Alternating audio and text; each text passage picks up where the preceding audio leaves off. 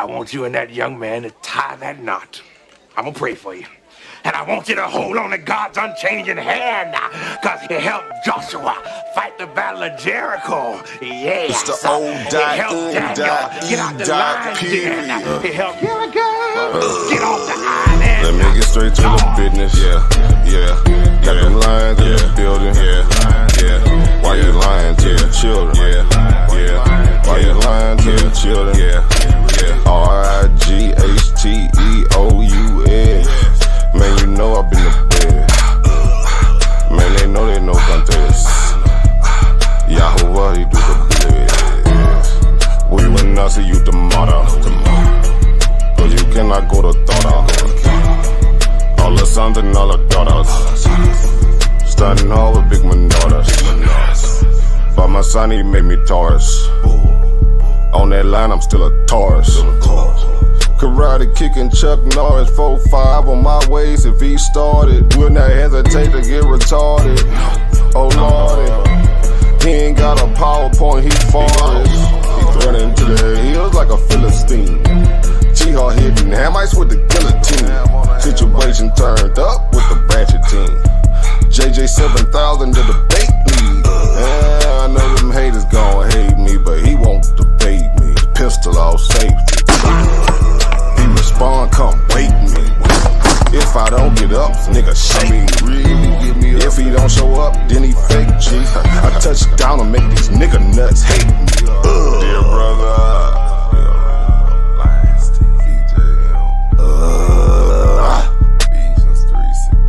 Ballin' and crawling all the way from H-Time. Let me get straight to the business. Man, them lions in the building. Why you lying to them children? Why you lying to them children? You gon' cry, you gon' get it. Me, I'm like a frog, nigga, ribbit. Of course, it's in the spirit. I just got the Porsche, she can steer it. Mito got the raw, shack and will it. Lamborghini doors, you better not spill it. Mama's high, say I'm more than just a villain. Mama's cry, I'm dope and wide for her children. Suicide, immortalized as the realest, yeah. Death by cut, black suicide.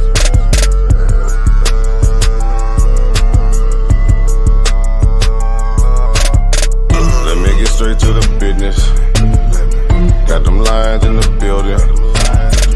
Why you lying to them children? Yeah.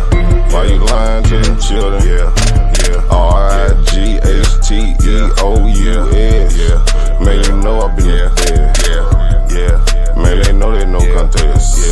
Yeah. Yahuwah, he do the bled. Wow, why ain't they taking over? Number one debate league, you heard me? When it's up, it's stuck. I'm stepping on everything, nigga. Metaphorically, of course.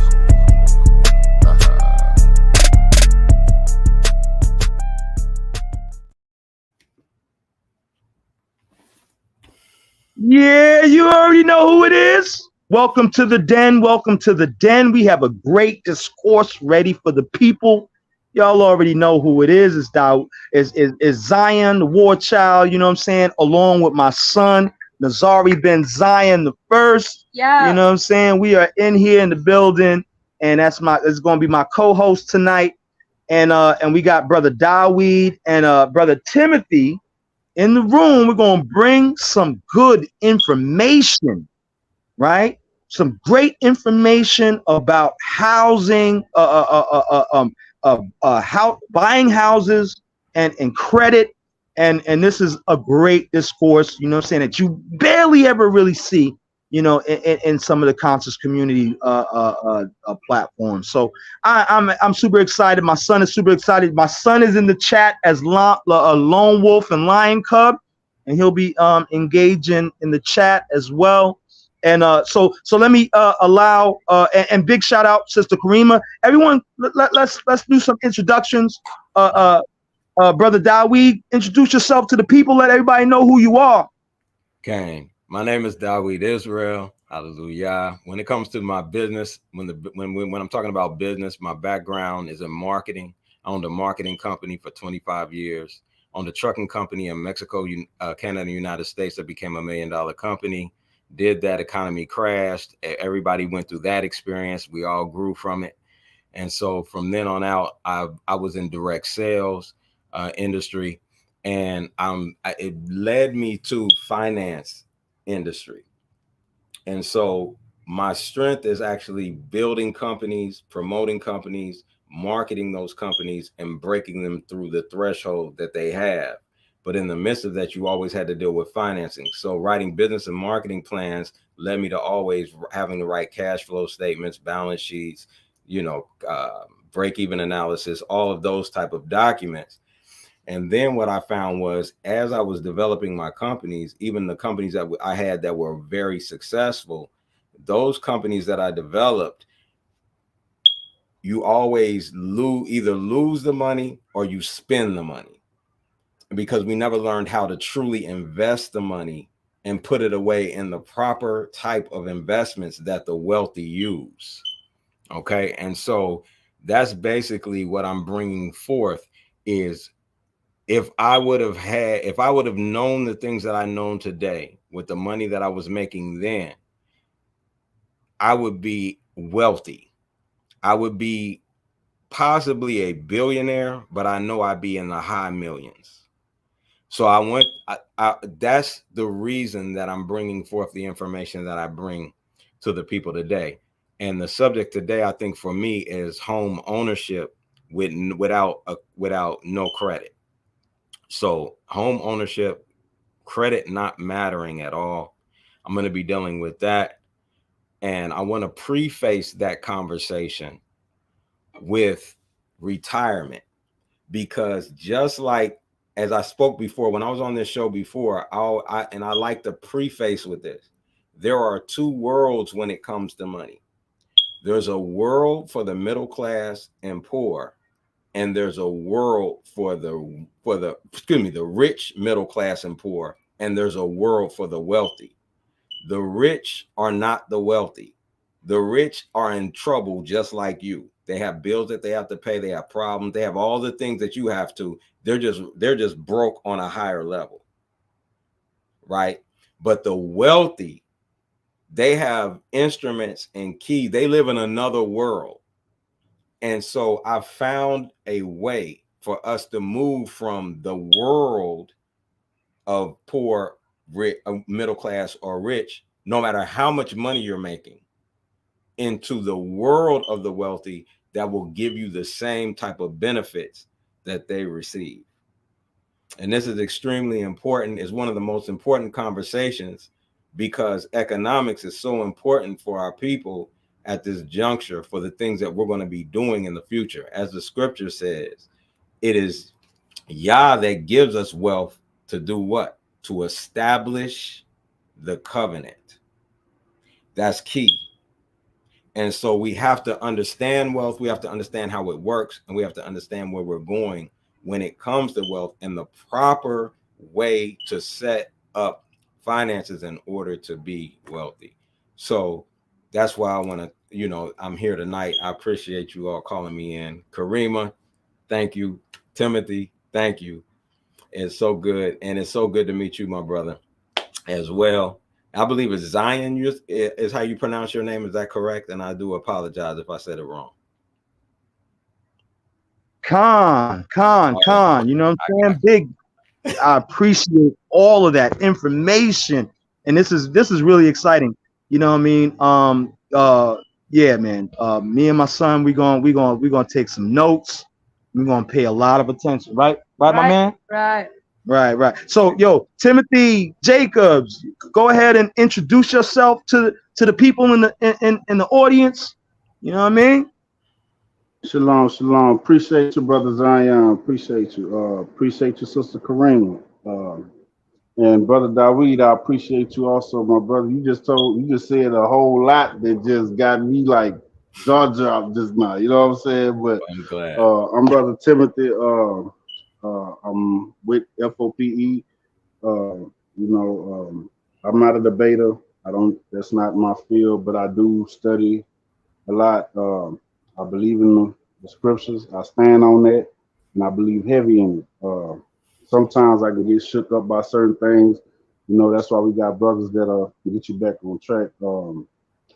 I'm also an ex business owner. I was running a truck uh, not even 2 years. The guy that I was working under got me good, nicely, you know. So I took my experience from that, and from all the experience that I've worked under. I'm also a barber. Um, I got other trades as well. I'm always eager to learn. So uh, my position today in bringing the information that I'm currently learning myself is about also what the brother Daooeed spoke on a little minute ago. Man, we in a bad situation when we don't know the plan board that the wealthy people own or even the rich people even know about.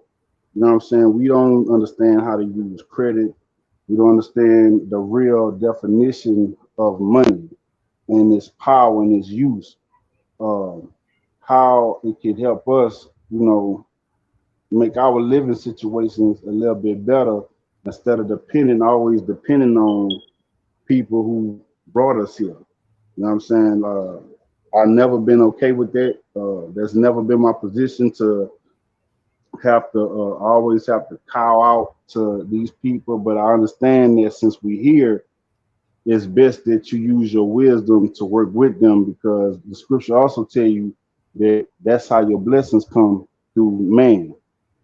So you have to be wise enough to walk around your enemies and know your position as well. Like we do have a position here. You know, our position wasn't to live up our wildest dreams or none of that. It was to remember who we was. So, but at the same time, the Most High didn't tell us that we couldn't have. So we got to remember that. You know what I mean? And it's not okay to bow down and just take the crumbs. I don't believe in that. I really truly believe that education is the most powerful thing for black people here in this country because we can't compete with these people when it comes down to how wise they are and evil. Like any kind of goofiness that we put out that we could be playing with, just joking, these people can flip this on us and use it as a weapon towards us. And hey, look, they're doing this, they're doing the booty shaking. We can't have them over here. But y'all can use that to get our votes and manipulate us to do whatever you want us to do. But you never gonna allow us to have the access to the wealth. You're not going to allow us to have access to the equal opportunities or the equal playing field, the equal playing board, and all of that. You're never going to give us that. And my captain, when I was in the military, his name Captain Coffin. This man told me something that's always going to stick with me. He said, as a black man in the military, just for me to get these stripes on my chest, he said I had to work twice as hard as anybody else under me or alongside me. And I'm just a black man. So we have to realize, bro, there's no room to think that you got friends here. That's basically what I'm trying to get at. Your children have no friends here. We are our own friend and we barely like each other as a people. And that's sad. That alone is a weakness as a people. Because we don't know how to unite. We don't know how to forgive enough. Hey, that ain't even enough. What you just did to me, that ain't enough for me to get mad and kill you over or rob you or do whatever malicious thing to you. Because it's a bigger picture that we have to pay attention to here. We have to really make this very serious to ourselves, to the people that live in our homes, our friends, children. Like, take this serious that these people are at war with us, and we're not taking this serious at all. It's a war on every end. Everything you think about, Deuteronomy fit what I'm saying to a T. We depend on these people, so it's a war against us. Read the scripture and take it like that. The Most High letting you know it's an enemy that's doing this, and this to you. Okay, what do we got to do? Realize, for one, you got an enemy. After that is established, now you know that you got something to do. We got some planning to do. We got some uniting to do. where all of the live is one of y'all is at, and bring this together. But tonight, what we talking about is coming out of all of that. What we don't know to knowing. And I digress.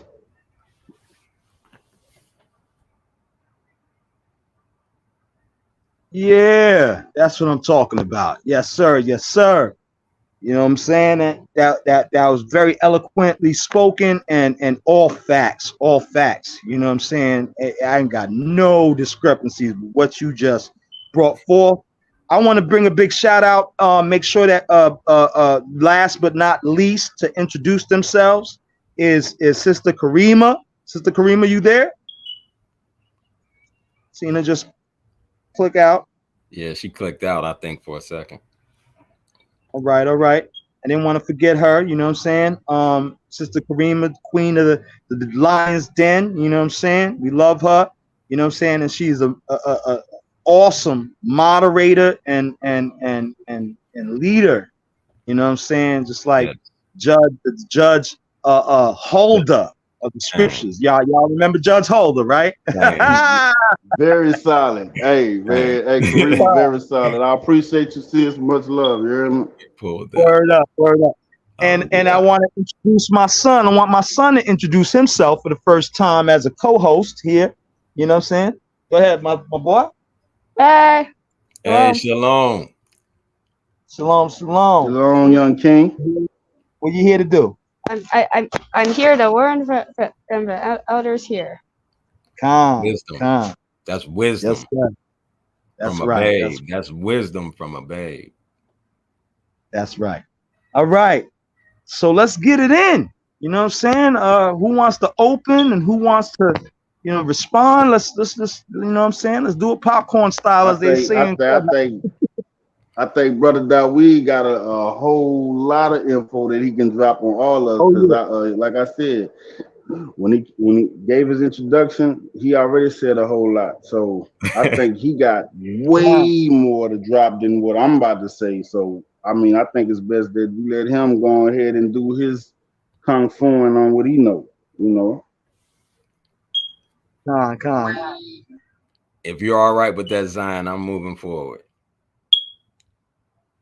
Yeah, go ahead, Elder. You already know, man. King Daooeed. Where I chat boy? I am blood clot boy. Where rest up. Love the way you do that.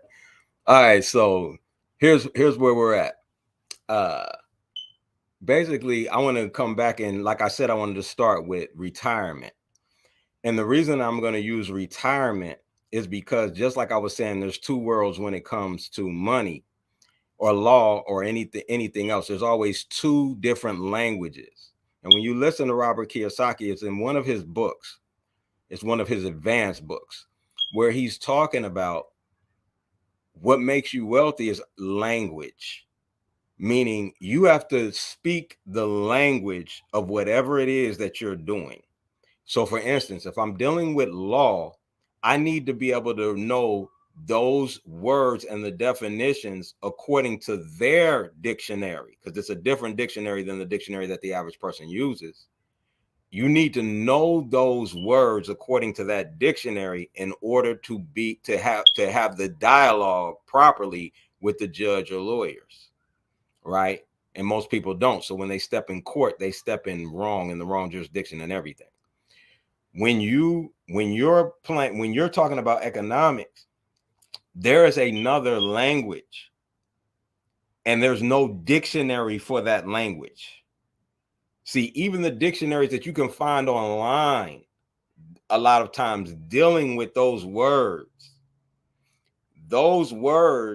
are still designed for the world, for the rich, the middle class, and the poor. That language is not designed for the wealthy. They speak a different language. So I think the last time I was on here, we talked about, I dealt with PRA accounts and diversified cash flow accounts, right? Where you're going to live off of your interest. The wealthy live off of interest, right? So the average person that's poor lives off of their paycheck. They live off of income, right? The middle class live off of income, right? And the rich live off of residual income. They're all living off of money coming in from their businesses. But the wealthy live off of, they don't live off of that. They take that money and put it into accounts that's not going to give them 1% return, right? It's not going to give them 1% return like a bank account. It's not going to give them 1% return, right? The Black Laws Dictionary, great, Lone Wolf. It's not going to give them, a 2% return like an IRA or 401k right now or less. It's going to give them a 5 to 30% return. Those type of accounts are going to give them a 5 to 30% return. Not only that, they can take the money out of those accounts, use that money again, and still get paid the 5 to not 30% as if they didn't even take the money out. This is how the wealthy live. That's a different world. Retirement can happen at any time. This is what the average person's definition of retirement is. The average person's definition of retirement is, I'm going to work this job for 65 years.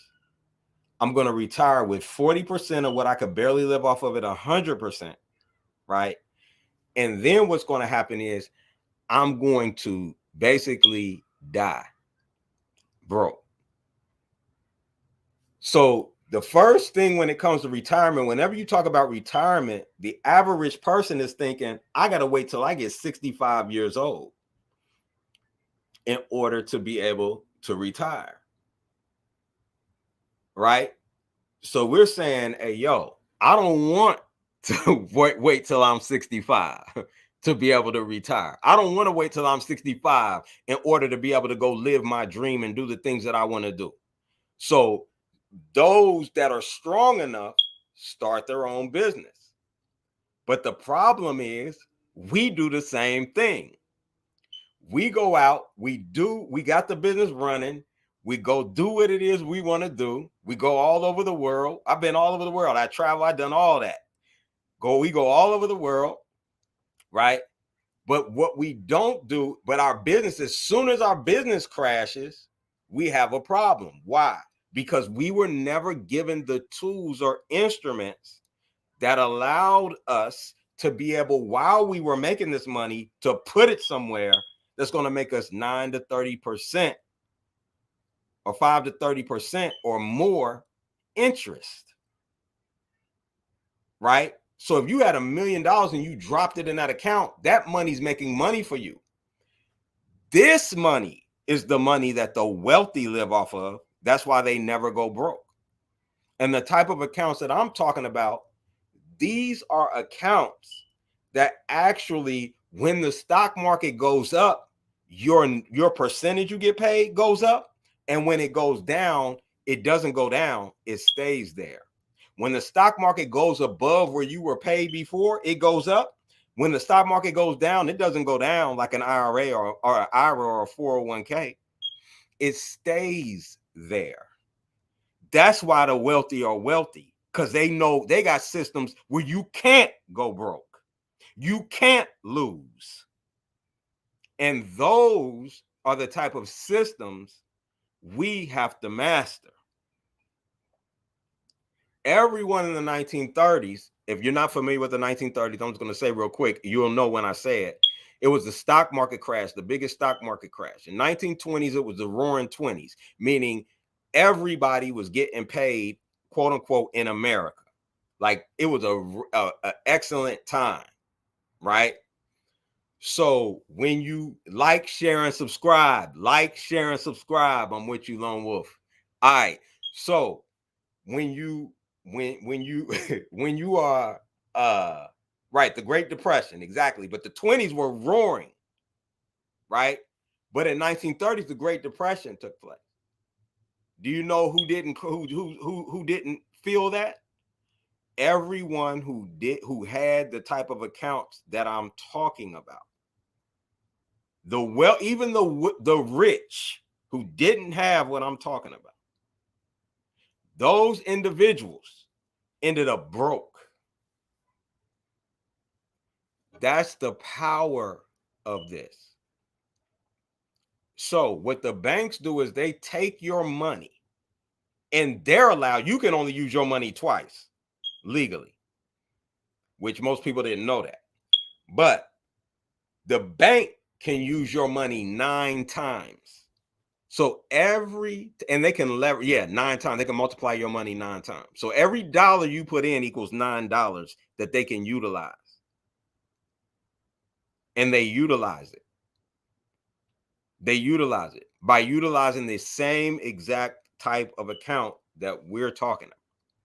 So I want you to get and understand the importance of retirement. So retirement for the middle class, right, is where you're in an IRA or a 401k. What happens with an IRA or a 401k? It does this.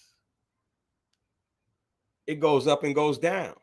So if you saw, I don't know if some of you might be on here that are connected to my Facebook page. I don't know if you are or not, but if you are, and my YouTube page, Let's Talk Credit, when you are looking at the IRA or 401k, she was putting money into one of those instruments for the last, I believe it was 3 years.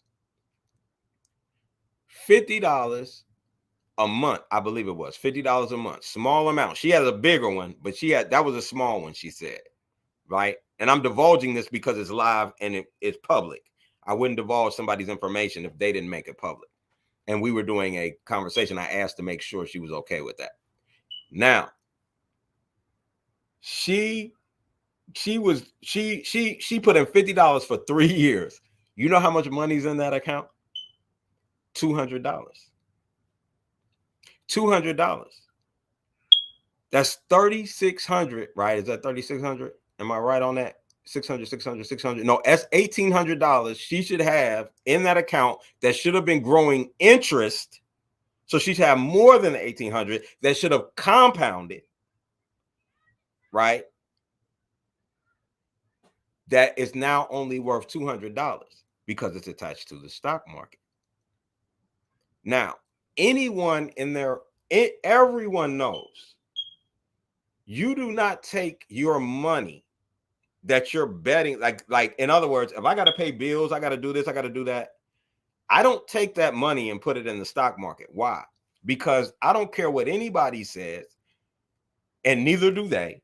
All the experts will tell you, basically, any expert in stock will tell you it's a gambling table. The stock market is a gambling table.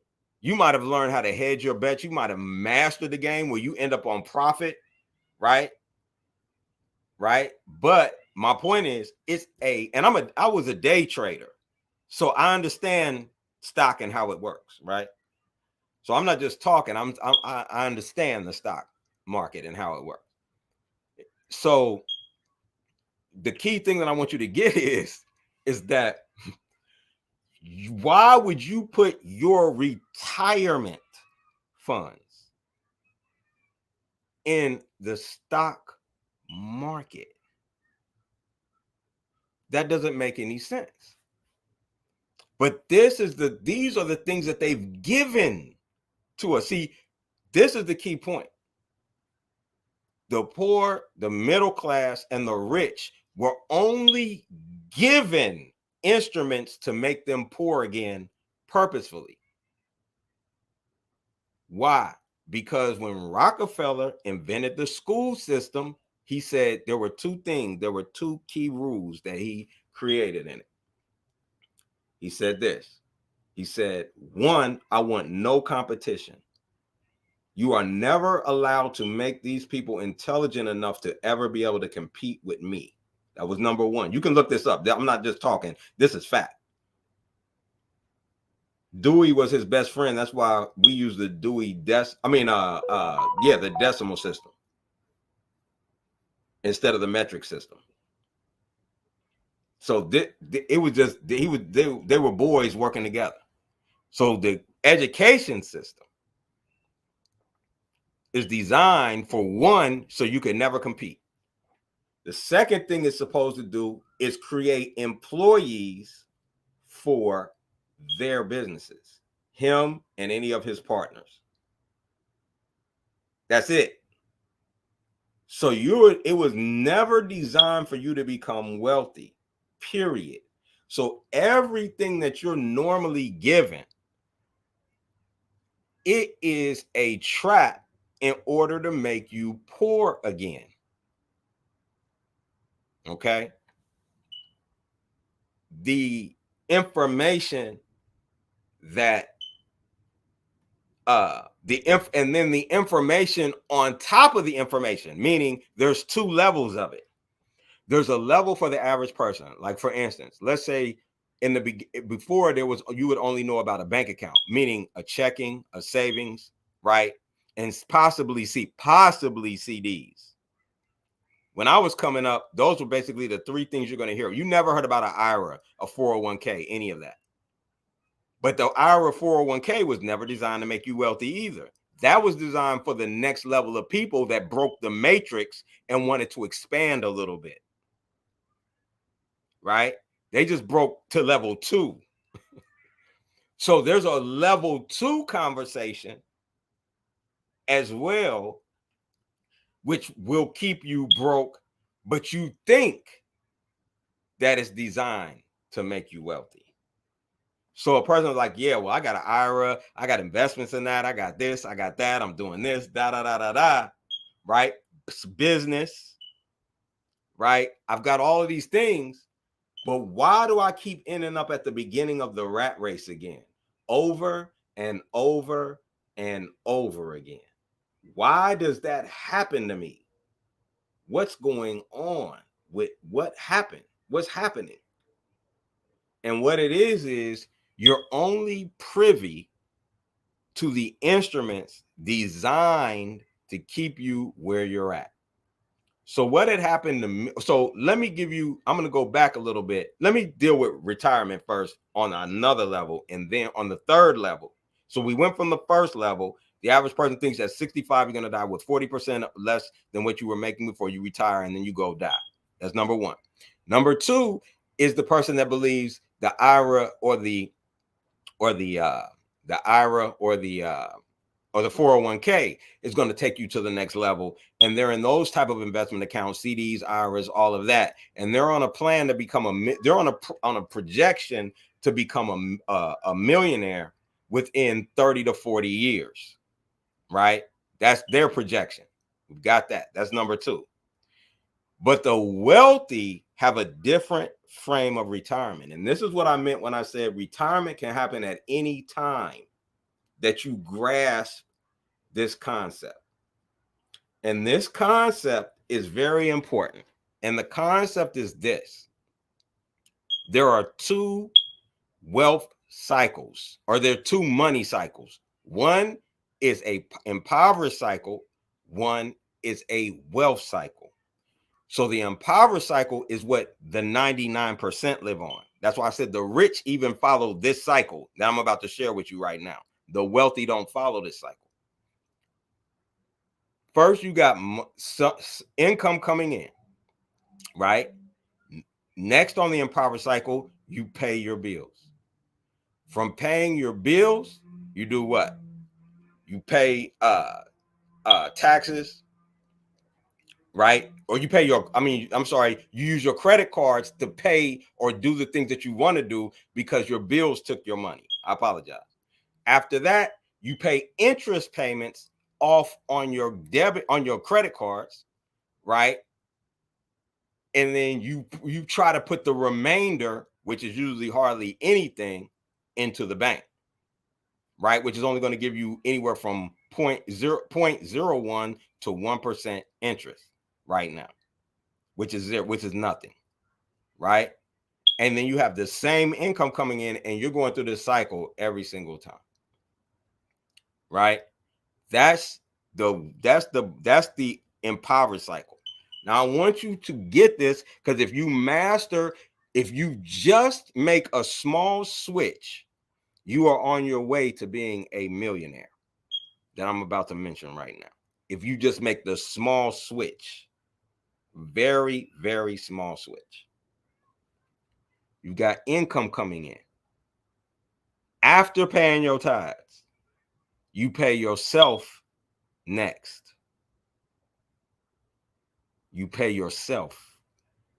That means you don't care what your bills are. You don't care what's going on. You always pay yourself. You take that money that you paid yourself, right? And now you invest that money. You invest that money in anything in the beginning, because you have to create a habit of investing in you. It's hard for you to invest in you at first. It's hard for you to say, I'm not paying this bill because I said I'm going to put this money in me. That's hard at first. You have to learn to love you enough to do this. This ain't easy. You have been programmed to love your bill collectors more than you. You've been programmed to love your bill collectors more than your children. You've been trained to learn to love your bill collectors more than your children or your children's children, your future generations. You've been trained to do that. That's not on accident. It is not. You are programmed. You are called and harassed and frightened on purpose to hate yourself. But if you make that small change, that's one step towards millionaire status. If you make that small step and invest in you, then you're going to invest in something that's going to bring you a return. And if you don't know what to put it in yet, just put it in an account. I don't care if it's giving you a return or not. Find whatever you can with the highest return at the moment, just for that, so you can invest in you. Then what the wealthy do in the wealth cycle, they've mastered credit.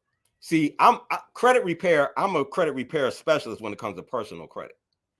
I've repaired so many people's credit. I took my credit from 562 to 730 in 2 months. Right? I've repaired so many people's credit, it's ridiculous. But what do? They spend the money. They spend versus invest. You are not to spend credit. Credit is not designed for spending. Business credit can be designed for spending, and that's a whole different subject. We can talk about that another time. Business credit is for spending, but personal credit is not for spending. It is for mastering and utilizing that credit score and that credit to win. So it's not designed for you to pay bills. It's not designed for you to do your lifestyle. It's not designed for that. We just use it wrong. That's what we were taught it was used for. When you watch the commercials, you see the little thing. It looks like they're having a better life using credit. Wealthy don't work like that. That's designed for the poor, the middle class, and the rich. The wealthy master credit, and they use business credit. So when you master credit, now what happens is your interest rates are lower. If I want to go buy this car, that I'm going to buy with what? My interest payments. So what happens is now with that interest that they're receiving from their investments, that is residual income. Remember, I said the poor, the rich, and the middle class, they do what? They spend income. The wealthy don't spend that money. They take that money and make babies. They take that money and put it into PRA accounts, diversified cash flow accounts. That's going to give them 5 to 30% return on their income, even if they use the money. This is the way the wealthy think. This is the way the wealthy live. That's retirement for them. So as soon as they have enough money coming in through their PRA accounts, that's bringing them interest, they don't live off their income. They don't live off their money. They live off of interest. So as soon as the interest is enough to be able to pay for their lifestyle, as well as their their bills, they're retired. That can happen at 25. That can happen at 28. That can happen at 30. That can happen at 40. That can happen at 51. I've got people right now. I got a client right now. She said that she had a 30. She wasn't going to be able to pay off her stuff. I believe it was 30 years. All her debt, everything is going to be paid off using these PRA accounts in 5 years. She'll be debt free. She'll have interest coming in that will be able to cover all of her payments and have the lifestyle that she wants. She retires in 5 years. She goes to work because she wants to, not because she has to. And that's a big difference. Why? Because you're less stressed. You don't have to compromise your values, right? Which majority on this call, our values is the law, statutes, and judgments of Yah.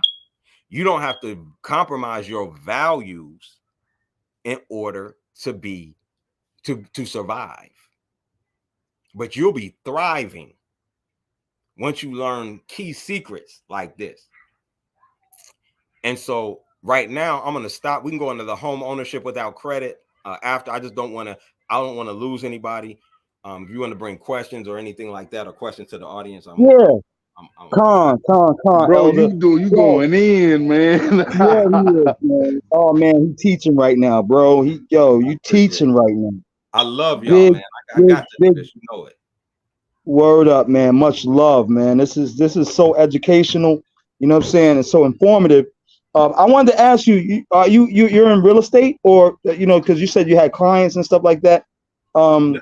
And I don't want to, obviously we have a code of ethics, and I'm in the legal field. I'm a father's rights advocate, and I'm going to law school. So when you talk about law, you know what I'm saying? I had to study wills, estates, trust, and probate. I had to study a lot of the things that are relevant to what you're discussing right now. So what field are you in when you have clients? I want you to out, and I should have made this disclaimer in the beginning, but I said what I was, but I want to make sure I am not a financial advisor. What my background is, and I'm going to bring it back, is marketing and developing business systems and breaking companies through those walls to take them. Let's say a company gets stuck at, I'm at $1 million. I want to make $3 million or $5 million or $10 million. I take those companies and help them break through the ceiling. So that's my background.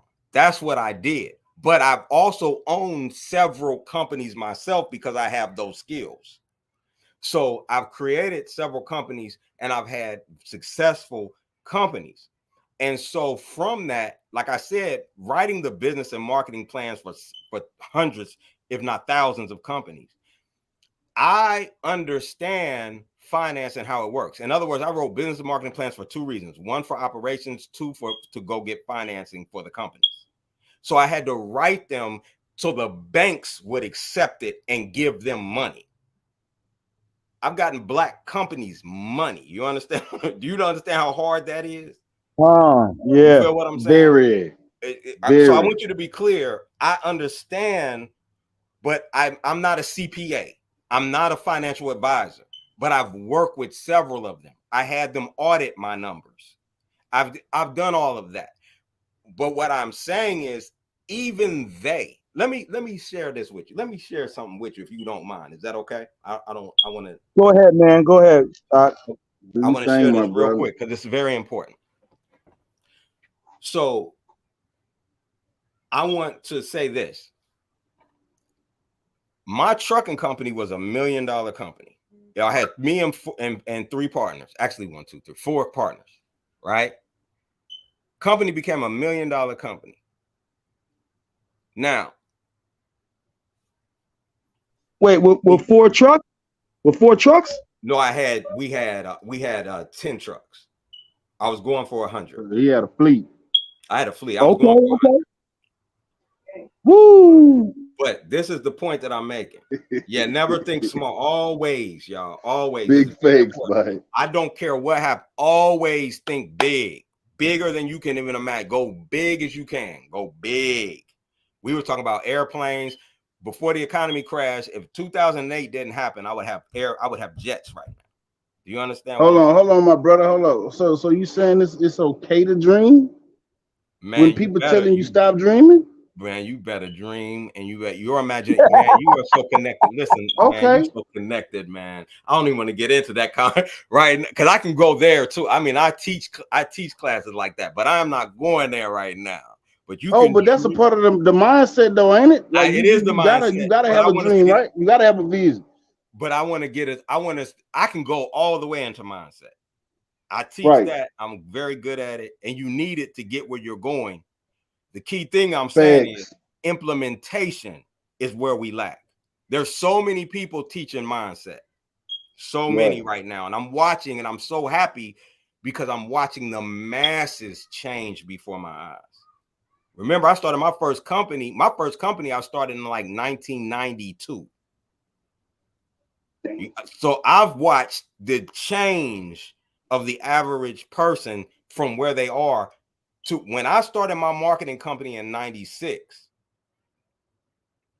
I had to deal with white companies because our people could not, I don't care what, they could not get marketing at that time.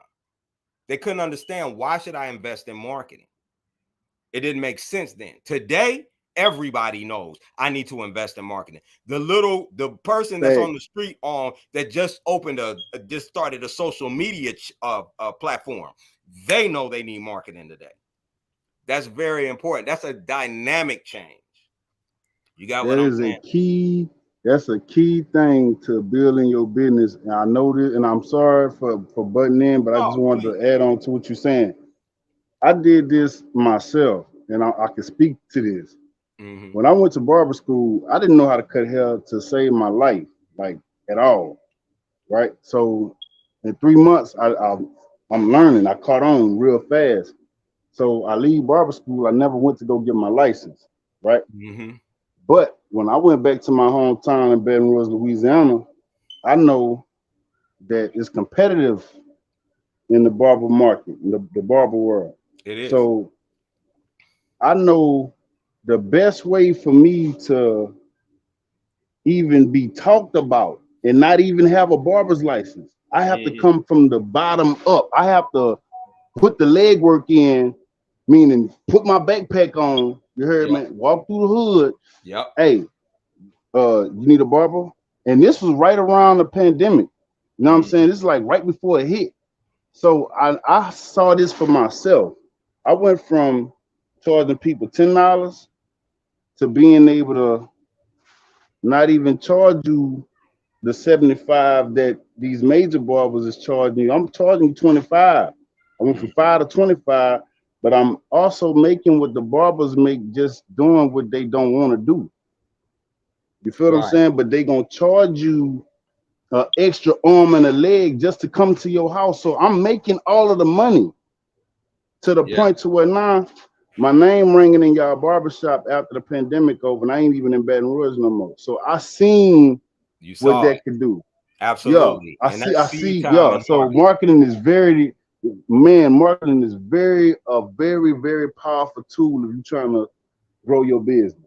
Correct. So you need marketing, advertising, and promotion. And those are 3 distinct different areas. And you did that. And the key thing that is so powerful about it is in the scriptures, it's called seed time and harvest. So when you plant the seed, you don't see it shooting up, right? We're back in the mindset real quick. You don't see the seed shooting up because it has to go down deep enough in order for it to hold. So when you come up, it doesn't stop. And that's what marketing is. Marketing is getting those numbers. Advertising is pushing out what you found from the stats that you got from marketing, and promotions is making it loud enough so that people keep coming. That's basically a simple breakdown of those three, right? Departments. So the reason but I want to come back to, so with the trucking company, and implementation is key. That's why I don't deal with mindset right now. We need to start implementing. Everybody's doing mindset, but now we have to implement, right? And we have to implement these systems that I'm talking about. So so when I had the trucking company, had I had an account that I could put that money into that's going to make me 9 to 30%, I could actually use that money and still get the 9 to 30%, and then put that money back. And when I put it back, they're going to pay me as if, let's say I put $100,000 in that account. They're going to give me 9 to 30% on it. When I borrow the money from myself, when I take that money back, they're going to actually keep paying me the 9 to 30%. And then when I take and pay myself back and put another 100,000 on it, they're going to pay me 9 to 30% on 200,000, not 100,000. That's ridiculous. Do you understand what I'm saying? If you got that, if that clicked for you, I'm telling you, that is a road to wealth. You can do that but now you can do that with any amount. It used to be you had to at least put in $250,000, $300,000 for anyone in the know. And I'm going to tell you why. This is what I wanted to share with you. For anyone in the know to allow you to be in those accounts, you had to have $250,000 to $300,000. Now I want you to hear me, because this is very important. So the reason I found this out is I went to a conference, and there's another conference coming up in Las Vegas. If you want to go, you can contact me if you want to, right? And so at this conference, I want you to be clear. Now I got partners that's millionaires. So I got millionaires sitting next to me, literally. And then there's other millionaires in the room. I'm sitting with financial advisors from Merrill Lynch in the room. I'm sitting with my attorney is sitting next to me, right? My attorney. I want you to be clear. He's a master attorney. Commercial paper is his thing. That's like number one for him. But he's dealt in all forms, but commercial paper is his background. And in that room were 5 financial experts. And this is the people that we're going to deal with. If you decide to deal with me, is financial experts. They'll do everything for you. You don't even have to do anything. That's the power of it, right? So I want you to hear what I'm saying, though. This is very important right here. When I went to this conference, everybody in that room, remember, now the guy that was with Merrill Lynch, the financial advisor from Merrill Lynch, he deals with individuals that deal with $1 million or more. You can't even call him if you don't have 1.5 million. I think it was 1.5 million. You can't even call him. You can't talk to him. You can't speak to him. In that room, the information let me say that you already know so let me start with me. I told you my background, right? I deal with financial advisors, CPAs. I write business plans to get money from banks for companies. No collateral, all that. I used to do all that, right? When I walked into that place, from the time they started, we were in there for 8 hours. It might have been 16. It was 16 hours, 2 days, 16 hours. From the time I walked in that place to the time I left, I had never heard a word that they were talking about. I'm going to repeat that again.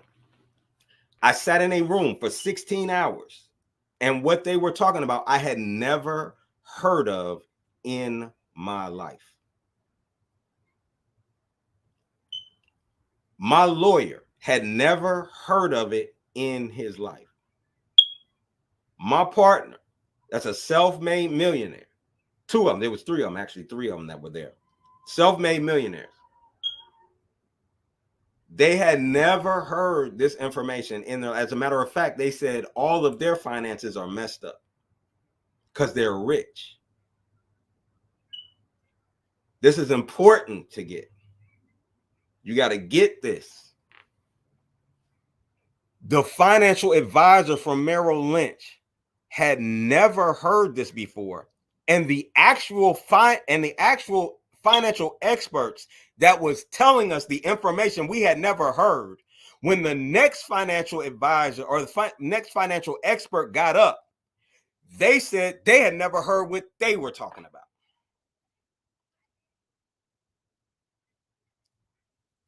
This is how hidden. Can I say damn? This you can.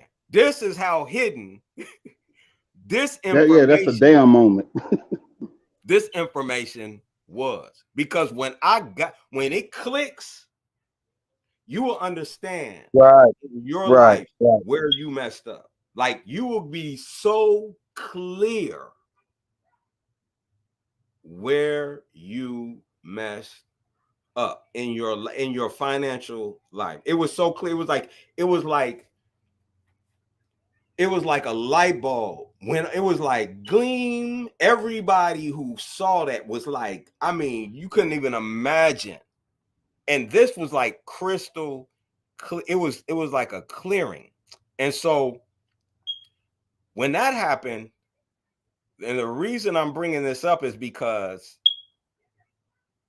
for you to have the caliber of people in there, white, black, green, yellow, every nationality, when you had this caliber of people in that room, right? Then what happens is, and they don't notice. Now you realizing, wait a minute, why not? And so the next portion, I'm going to truly get into why not. So with that, Zion, unless you want me to go somewhere else with it, Zion, I'm going to stop there. Any questions, anything like that, I'm open. Yeah.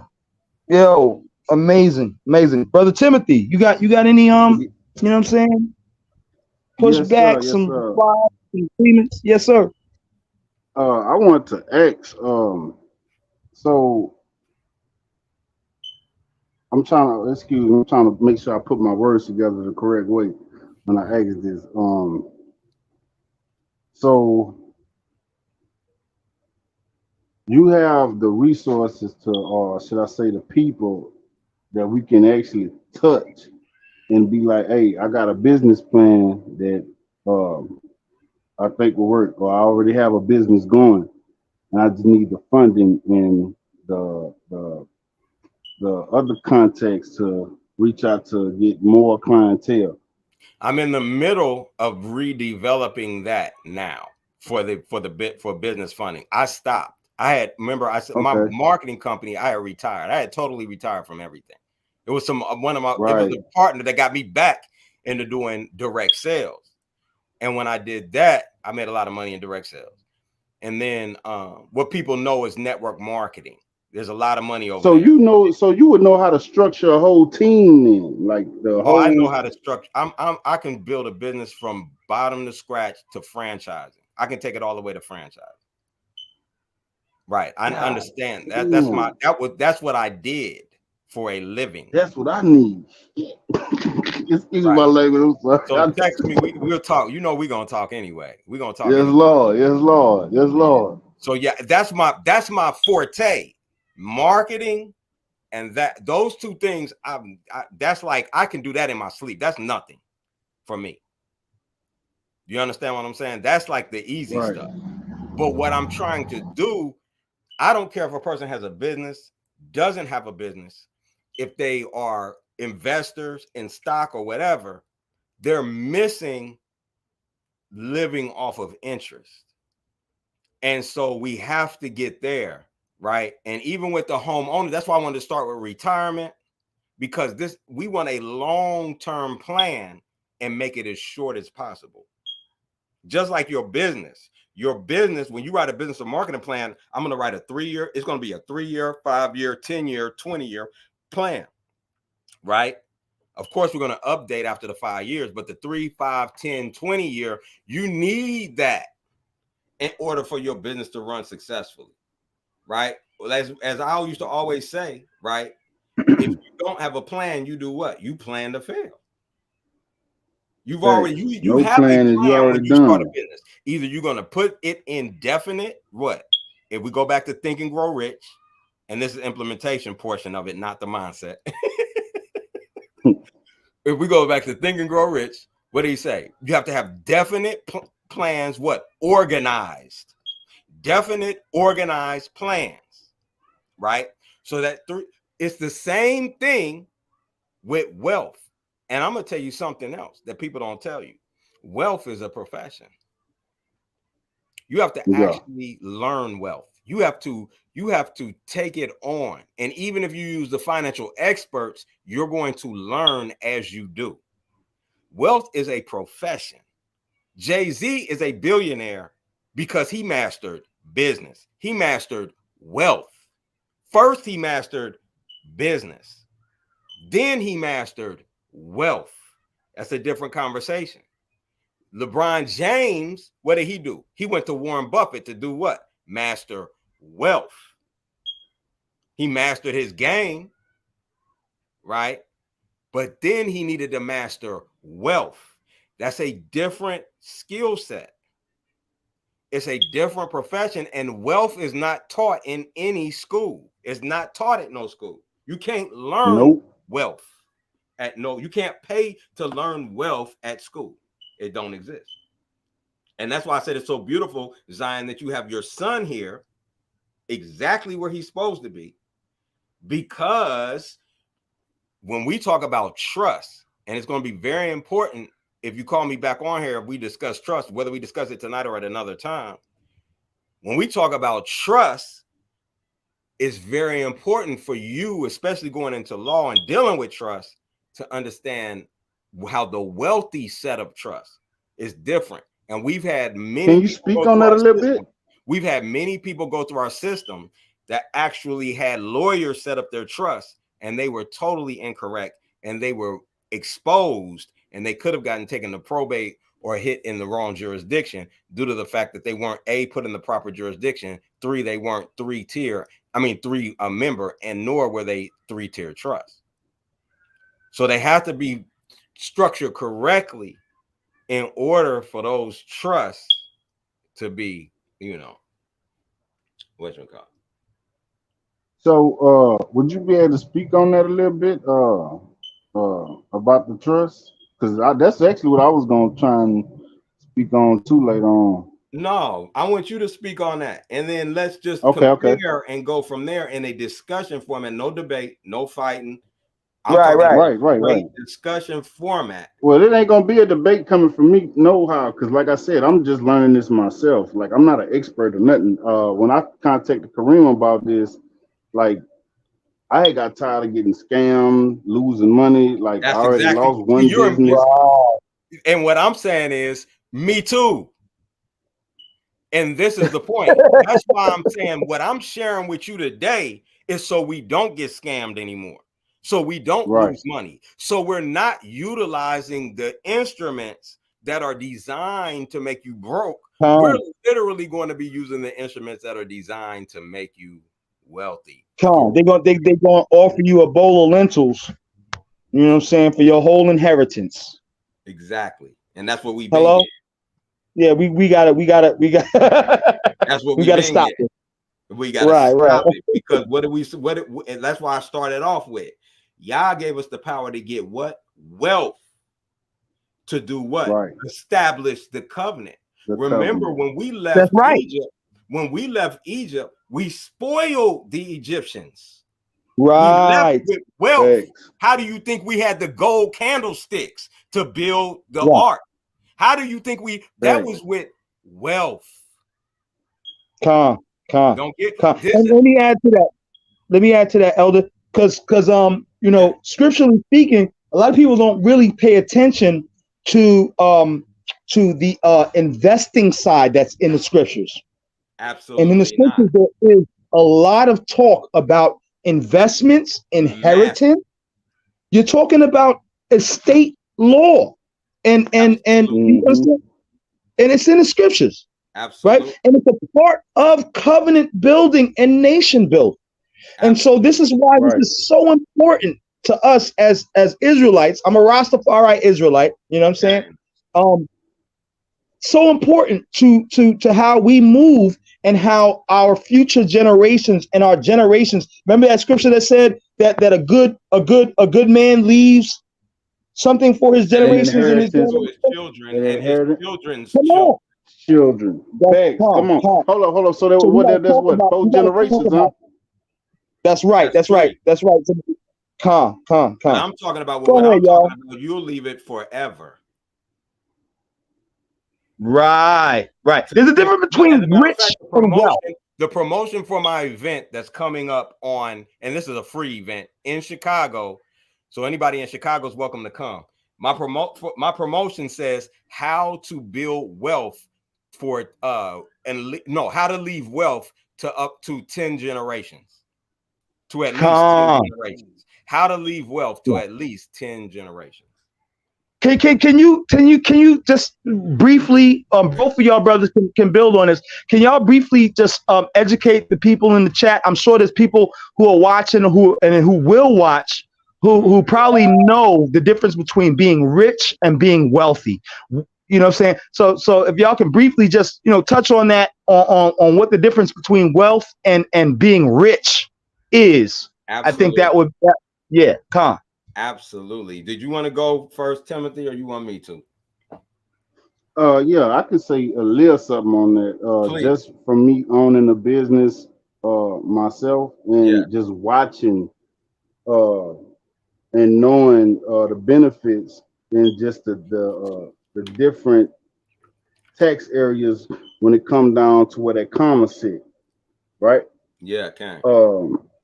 Also, by you even having an LLC, you know what I'm saying? Like you having a business is not the same as you being, shall I say, a 1099. If you a 1099 contract worker, it's not the same as you being a W-2 employee. You know what I'm saying? Y'all, the way that y'all tax and the benefits are totally different, right? So you gain even with an LLC, you gain all of those W-2 benefits plus some. You know what I'm saying? So it's better if you have your own business. See, the thing is we don't know ownership. We don't teach ownership. We teach that back in the 90s, they used to push that on kids, you know what I'm saying, to have your little hustle and develop, responsibility and shit. But I noticed it wasn't made a heavy value. You know what I'm saying? Like, hey, if you're gonna do that, this is what we need to do. We make your first $300. Let's go set up an LLC. You make this money, you need to go set up this here. When you make that money, you need to go open up your bank account. When you make this money, you need to do. You know what I'm saying? Like that wasn't the idea. You know what I'm saying? It was almost like it was like a plaything for kids. Go ahead and do that. Yeah, that's something. But when in the white world, that's not how they play. Right. They teaching their kids when they set up their little lemonade stand, they setting up something that we not thinking about. They looking at their little lemonade stand like that's a Fortune 500 business. We don't teach our kids to think about stuff like that. We don't teach running the world, control, ownership. We don't teach that. We teach equality and get along. That needs to die. We can't teach that. Reason being because you got to think about it. You came out of you first of all, you went into slavery. You was tortured, brutalized, all of that. You get off the boat, you go through way more stuff, right? After that, you get a little wiggle room. You get a little bit more wiggle room, and then you get free. And now you got a whole lot of wiggle room where you don't even have to deal with these people. But the fact that you was able to reproduce what you was before you was a slave. That's Y'all see my little boy over something here dropping scriptures over here in Yes, the chat? and I'm glad that's good. He's dropping. We're going to discuss Yo, that. he's on the other side of the room right now, and he's doing his research, listening, and Love he's it. going to scripture. The first thing he said was, "Where's the Bible?" And he over here copying and pasting and posting scriptures on. Yeah, come on That's now. beautiful because I want to. That scripture is so perfect because this is the go scripture ahead, brother. Go that ahead has and us speak so on that. confused. Timothy, continue, please. I apologize. I didn't mean to break. Nah, you good, my brother. I was Yes, sir. pretty much done. I pretty much made my point. Okay. Yeah, pardon self. Yeah, I'm proud of my little boy. He's over here listening. He's learning from the elders, and I love that. You know what I'm saying? And He's doing it on his own. I want to answer that question. I want to deal with the scriptures that he put in, and I want to give him some scriptures. Is that okay with you? Okay. That's your Sorry, you got to listen, man. man. You okay with that? Because he's going to talk Let's to you go. now. He's going to build on the scripture you just brought, the verses you just brought forth. He's good with My that? son is excited, yo. He's excited. He's 10 years old, but just mind you, he's 10, right? So Hey, that's a blessing, you don't know bro. what That's spirit a you got through blessing that and a womb joy. when he came out. You don't know what spirit. yo, he's my only begotten, yo. Hey, blessed be God. Oh, that's your first. That's your first one. I have a daughter I got an only begotten daughter, and I have an only begotten son. My daughter is 26, and my son is 10 years old. I only have 2 children, yo. You know, and you know how God works in duplicity. You know, he does in things in twos. So I'm blessed to have both. You know what I'm saying? All right, so let's deal with. First of all, I want blessed. to answer the question: the difference between the rich and the wealthy. Now, he is right when it comes to, remember I was talking about there's a level 1, and this is no disrespect to you, Timothy, because before I went to this conference, I would have answered it the same exact way you did. So I don't want you to feel that I'm in any way discrediting what you said, but that's a level 2 conversation. Is that fair? Are you right. good with that? I ain't been to 3 and 4 yet. So Okay, I can only cool. speak from that experience. I want you to know this ain't no disrespect or that. This is the fact. I ain't gonna take it that way. Let me say this: 6 months ago, I would have answered it the exact same way. So here's the difference between the rich and the wealthy. I'm going to start with the poor. Can I do all 4? I'm going to do the poor, the wealth, the middle class, the rich, and the wealthy. Hey, break it down, my brother. All right. So here is the key point. Number 1. The first point is the poor. The poor live off of income coming in either from the government or a job, right? They're on the impoverished cycle, right? Not the wealth cycle. They're on the impoverished cycle, right? That we talked about earlier. That's the poor. Okay. They do not have any, they have all expenses. They have income and expenses. They don't have any liabilities. In other words, they don't have a house note. They don't have a car note usually. They might have a car note, but not usually a car note or anything like that. Right? Now, the middle class, they now have a house note. They have a car note. They have exactly what the poor, they live just like the poor, but they have a house note, a car note. They might have their money tied up in some investments, but they really don't understand investing for real. Most middle class don't. Right. You understand what I'm saying? But they're doing it because they just want to be able to survive. They're serious about having a long-term goal and a long-term retirement. Right? Right. That's how they're going to live. Now, the rich, what they did is they've started a business. So they might work a job and have a business, or they might just have a business that's bringing in income, right? They're going to have expenses. Some will have liabilities, some won't, but they're going to have liabilities just like the middle class, right? But they're not going to have job security. They're not going to have any of that, but they're making a lot of money because you can have middle class, you can have poor business owners, middle class business owners, and rich business owners as well. They can all fall in that category. Right. But the rich is normally going to own a business. They're going to have investment. They're going to have everything that the poor and middle class have combined on a higher scale. Right? Thanks. The wealthy is going to have something that none of them have. The wealthy is going to have the PRA, the private reserve accounts, and diversified cash flow accounts. And they're going to live off of interest. The poor is going to live off their income and money, their money and they're going to live off of income, money, and credit. The middle class is going to live off of income, money, and credit. The rich are going to live off of income, money, and credit. They're going to live off of it. They'll invest other people's money, but they're going to live off of income, money, and credit. The wealthy live off interest. That's right. That's the difference. That's the difference. So the rich is broke on a high level. Why? Because they in the rat race just like you are. Right. I've been there. I've been up there making $1 million. I'm telling you, you don't know how hard it is to keep that flowing and keep it up and keep you. That's real. Yo, Elder, let me ask you this question. And on that point, before I don't want you to forget the other points that you have. You remember that brother who won the New Jersey? I think it was the lottery. The brother who was in the commercials where he had the hat and everything in the home line. That elder brother back in the days. I think it was back in the 90s and stuff like that. He had won New Jersey lottery. And he had millions of dollars. Okay. He was rich. But don't you know he's poor now? Absolutely. Everyone. I had a friend, literally, who won $1 million at a Cincinnati Reds baseball game. He's broke. Right.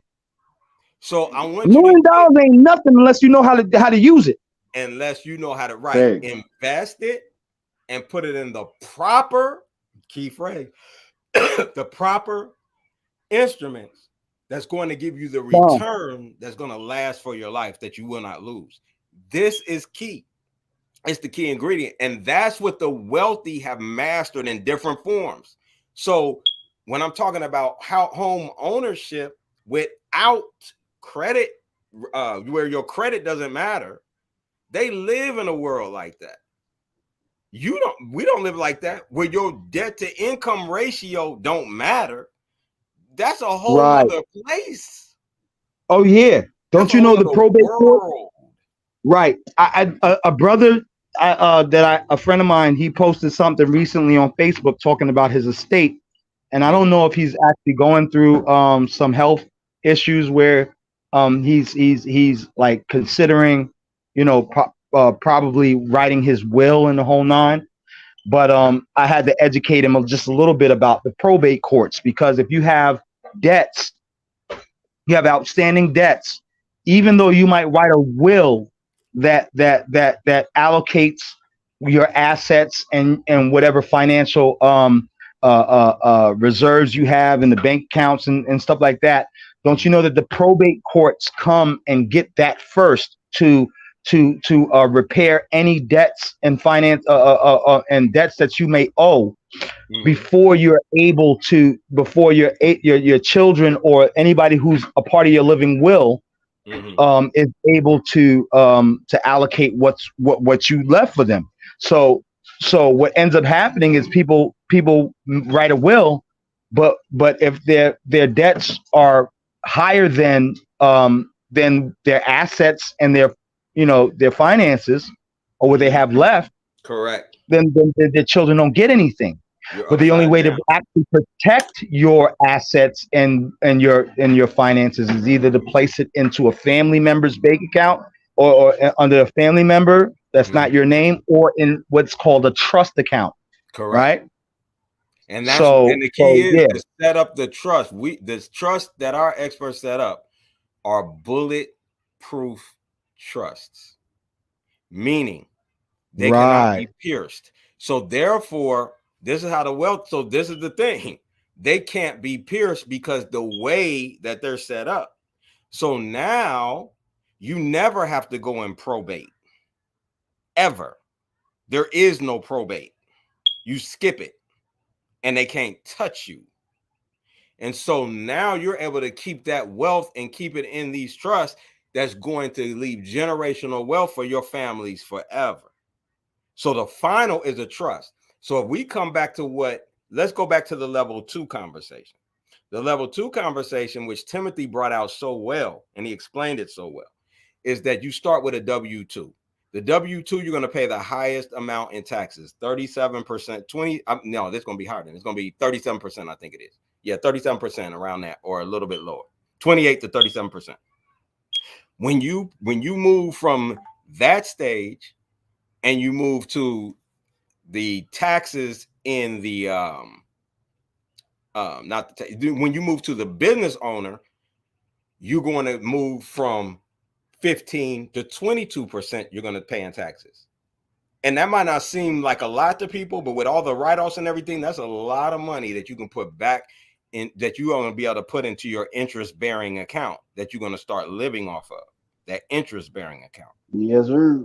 Right? This is what you do with your taxes that you save. You put them in interest-bearing accounts so that now, instead of you loaning your money throughout the year to the IRS, right, or to the government rather, because not the IRS, but the government, when you loan it out to them, they're getting interest on your money, and then you go get a refund for it, and they keep the interest, and you get your money, a portion of your money back. It's actually your money, right? Look at Texas.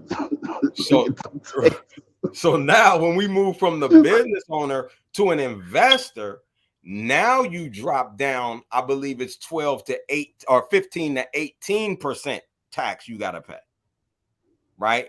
You move in the business systems, your business is running, is paying its own taxes, is doing all that, right? That's the next level. That's a higher level business system.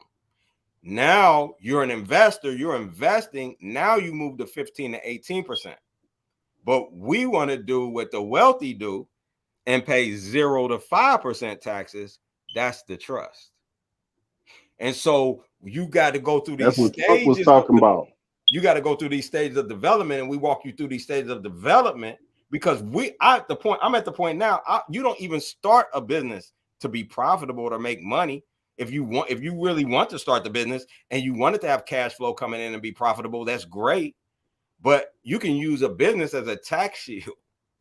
So if you work a job and you need a EIN and to be able to use in order to have a business, and there's certain small things that you have to do, that gives you a tax shield to knock you down so you can invest your money. That money's coming in. Now you get knocked down a whole nother bracket, and then you're going to do what the wealthy do with a trust, and now you at 0 to 5%.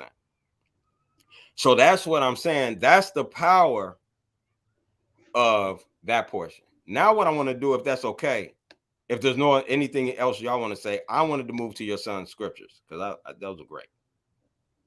Go ahead, bro. Go ahead. What do you think? So I think he dropped in. We had a couple. Okay, he dropped in 2. He said, "For the love of money is the root of all evil, which while some coveted after," and I love he put the whole script because I hate when people just put the little portion in. Though I could deal with that, but we always want to keep everything in context when we're dealing with any writing. So while some coveted after, they have erred from the faith, and pierced themselves through with many sorrows. That's why Deuteronomy, I believe it's 8 and 18, or it's 18 and 8, is one of the two. That's why that is such an important scripture, Deuteronomy 8, right? Because it states what? Remember Yah, for he giveth thee wealth to establish the covenant. So if money makes you forget Yah, now you love money instead of Yah. That's what Timothy is saying. And if you read the scriptures, all the scriptures, no man can serve two masters. You're right. But Job was the wealthiest man on the planet. And Yah said he was perfect, upright, one that is sure that feared Elohim and eschewed of evil. Right? All four. He had four ingredients. Perfect, upright, one that eschewed of Elohim. That fear of Elohim, excuse me, and eschewed of evil. So he was wealthy. Abraham, the friend of Yah, was a billionaire at minimum. He could have been a trillionaire according to times now. Yah is not going to say, I'm going to bless you and make you poor. That's evil. Yah's not evil. Yah's righteous. Right. So you said being poor, that's not a good thing. Like the Most High ain't handing out broke nigga blessings. Is that what you said? I am not saying. I want to make this disclaimer and then answer that question. Here's what I'm saying. First of all, Yah said we are always to bless the poor. Don't even let their voice go to heaven that we didn't bless the poor. Nobody. If you have it, you share and give. That's one. Because if you love money, you can't give to the poor.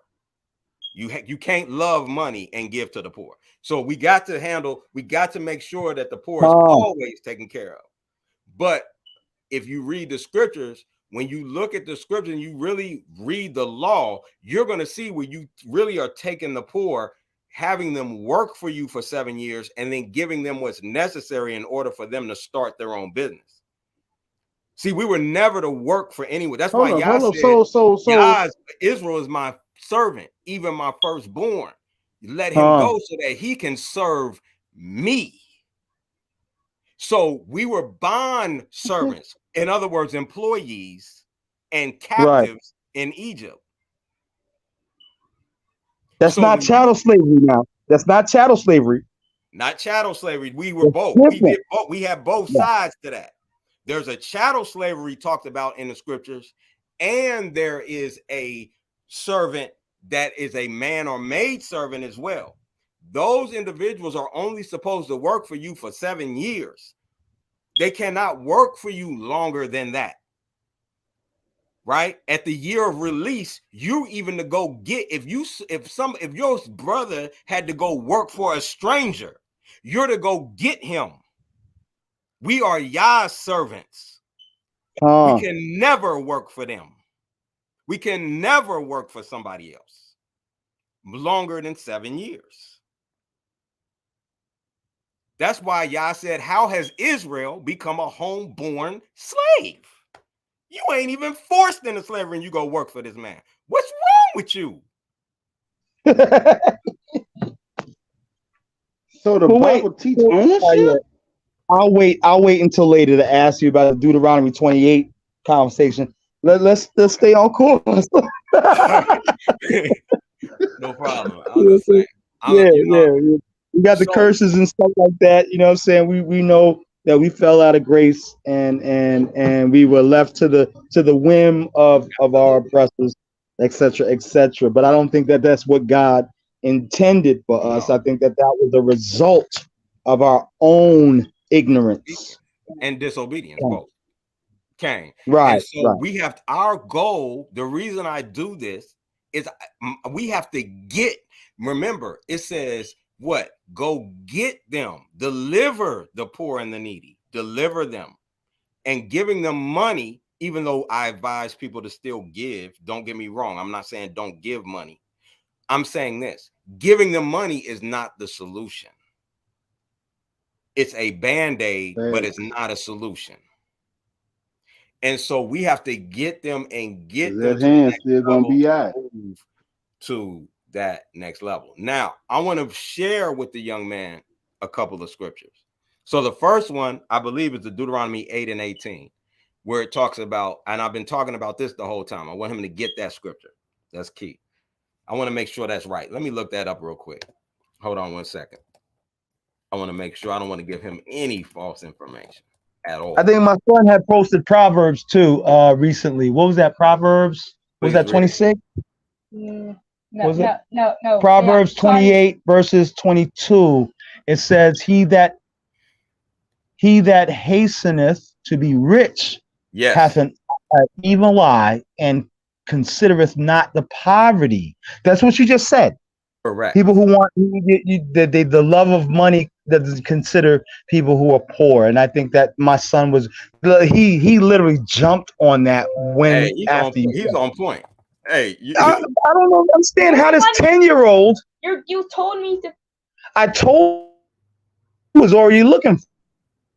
No, I was looking for, but I was looking for the one that you was Luke 6. Was Luke 6. You were already looking before, but he got finished saying the whole thing about the poverty, and I showed you the Proverbs, and you posted that on your own. I didn't even remember that. Go ahead, yo. We arguing. Hey, don't worry about it. Hey, let the young son. My son wanted to debate me now. Yeah, it's okay. We okay. Young son is the fact that he's even sitting here listening and asking these questions. Y'all lives. That's what that means. For those that didn't know in the audience. It says Deuteronomy 8 and 18. He's definitely in the spirit. So Deuteronomy 8 and 18. Right, the 28, Deuteronomy 28. No. Deuteronomy 8, the 8th chapter. Okay. Because 8th chapter, what verse? The Bible. Say it again, Deuteronomy. Am I breaking up on y'all?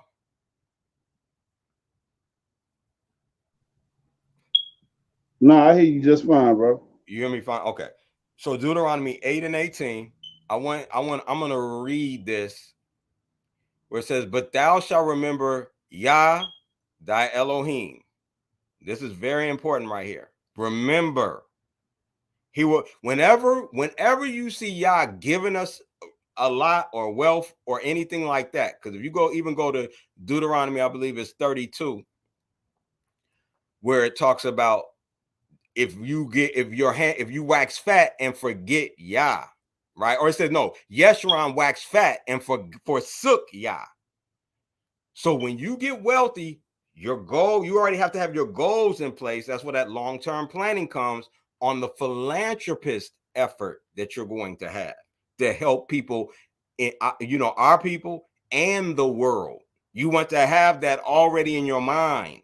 So you're building towards something that's Yah-centered. Always. Even when I had my trucking company was so we could move. We were learning logistics on how to move products for the farmers in the Israelite community, as well as the Black farmers nationally. See, you got to have purpose, and Yah will bless you. But you don't forget Yah. I still worship Yah. I still, you know what I'm saying? I ain't going to forget Yah. I remember Yah. You must remember him no matter what happens in your life. Remember Yah, thy Elohim, for it is he, or Elohim, however you all say it, Yahweh, Yahweh, whatever. There's no disrespect. I'm saying Yod, Hey, Waw, thy Elohim or Elohim, for it is he that giveth thee power to get wealth. He gave you the power to get wealth. He didn't give you the power not to get wealth. He didn't give you the power to stay broke. He never did that. He gave you the power to get wealth purposefully. Right. So we go back to the garden and see that he gave us all things. Okay. All things. Absolutely. Say that again. Say that again. I said we can go back to the garden. He began giving all things. All things were given unto us, right? Okay. And so it was only man's right. It was only man's falling away from God's will and God's law. Correct. That caused us to become poor. That was a bar. Correct. So I want us to finish this verse, and I do apologize. I ain't trying to interrupt, because this verse to me is one of the most important scriptures in the Bible. to me personally. That don't mean it isn't for somebody else.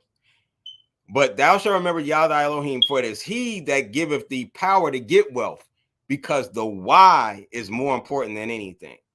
That he may establish his covenant, which he sware unto thy fathers, as it is this day. What does that mean? What it means is, if we don't have wealth, we can't establish the covenant.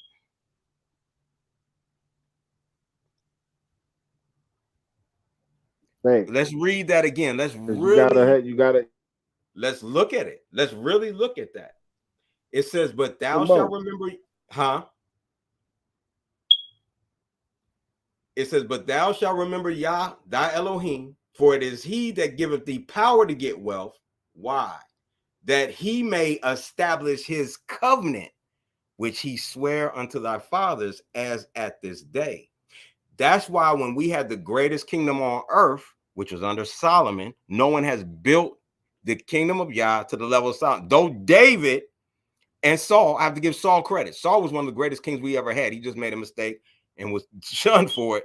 But if you study it historically and not script, if you looked at it just from a historical standpoint, he was one of the greatest kings that we've ever had in the history of Israel.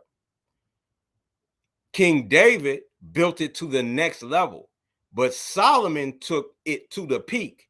And if you look at it, the wealth that was accumulated through those processes continued to grow, grow, and grow. If we look at Abraham, Isaac, and Yaakov, that wealth continued to grow, grow, and grow.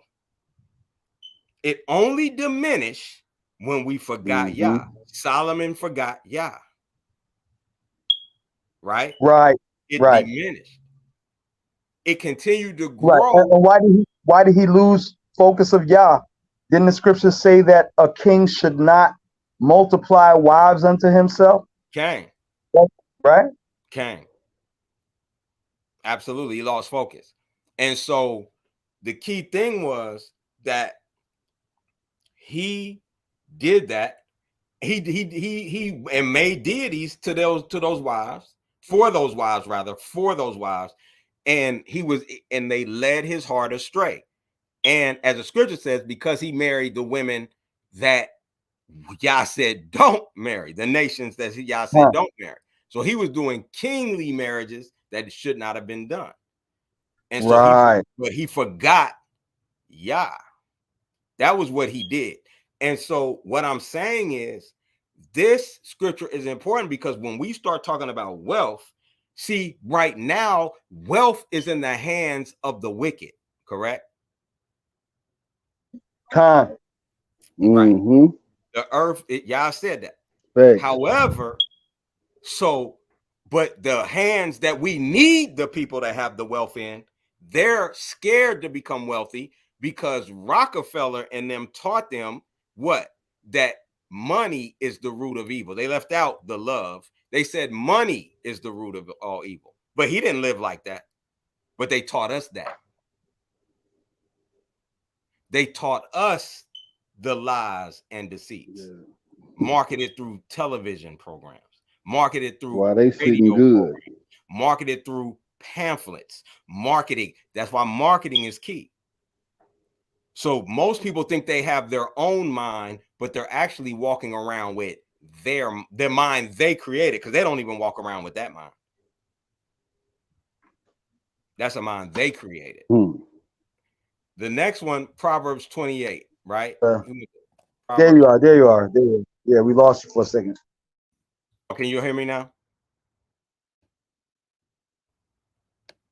Can you all hear me now, or am I still low? I can hear you, bro. I can hear you, my brother. They might have a short on the end or a breakup. I don't know. I'm praying. Zion, can you hear me? I can hear you, yeah. Zion, can you hear us? Yeah, I'm trying to see if Zion can hear us. Okay. Yeah, he on mute, but they might have a break.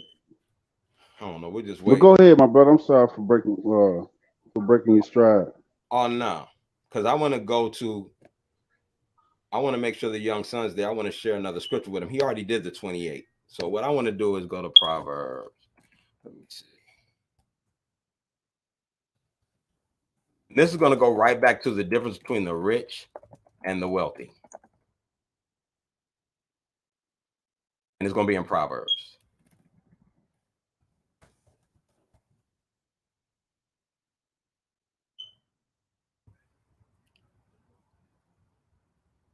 I'm going to go to Proverbs 3. And I want to start at 13. And tell me when you all are ready. Zion, can you hear us again? Are you still? Go ahead, my brother. All right. Khan, I'm here. I'm going right there in the book, man. I want the young son to hear sometimes this. I like to turn the pages instead of trying to look everything up on YouTube. I pulled my book out. I'm cool with turning the pages because we got other people in the audience that's probably turning pages also, and I don't want to. Right. Yeah. Okay. So if we go to Proverbs 3, and Proverbs 3. Proverbs what? 3. Proverbs 3. Okay. And the 13th verse. I'm starting. Proverbs 3 and 13. Yes. Okay. Come on. I'm there. I'm there with you. Y'all with me? All you right. Want me to read? You want me to read, Elder? Go ahead. I'll read like I'm on the street corner, you know what I'm saying, with the ISBK. As long as the young son. I'll read like I'm on the street corner with ISBK right now. You need me to. This is generational wealth that we're feeding. This is generational wealth. Go ahead. All right. So Proverbs 3 and 13. Okay. Happy is the man that findeth wisdom, and the man that getteth understanding. Shall I continue? Yes, because what we're going to learn now is what is wisdom, what is understanding, what are the components of them, not what it means.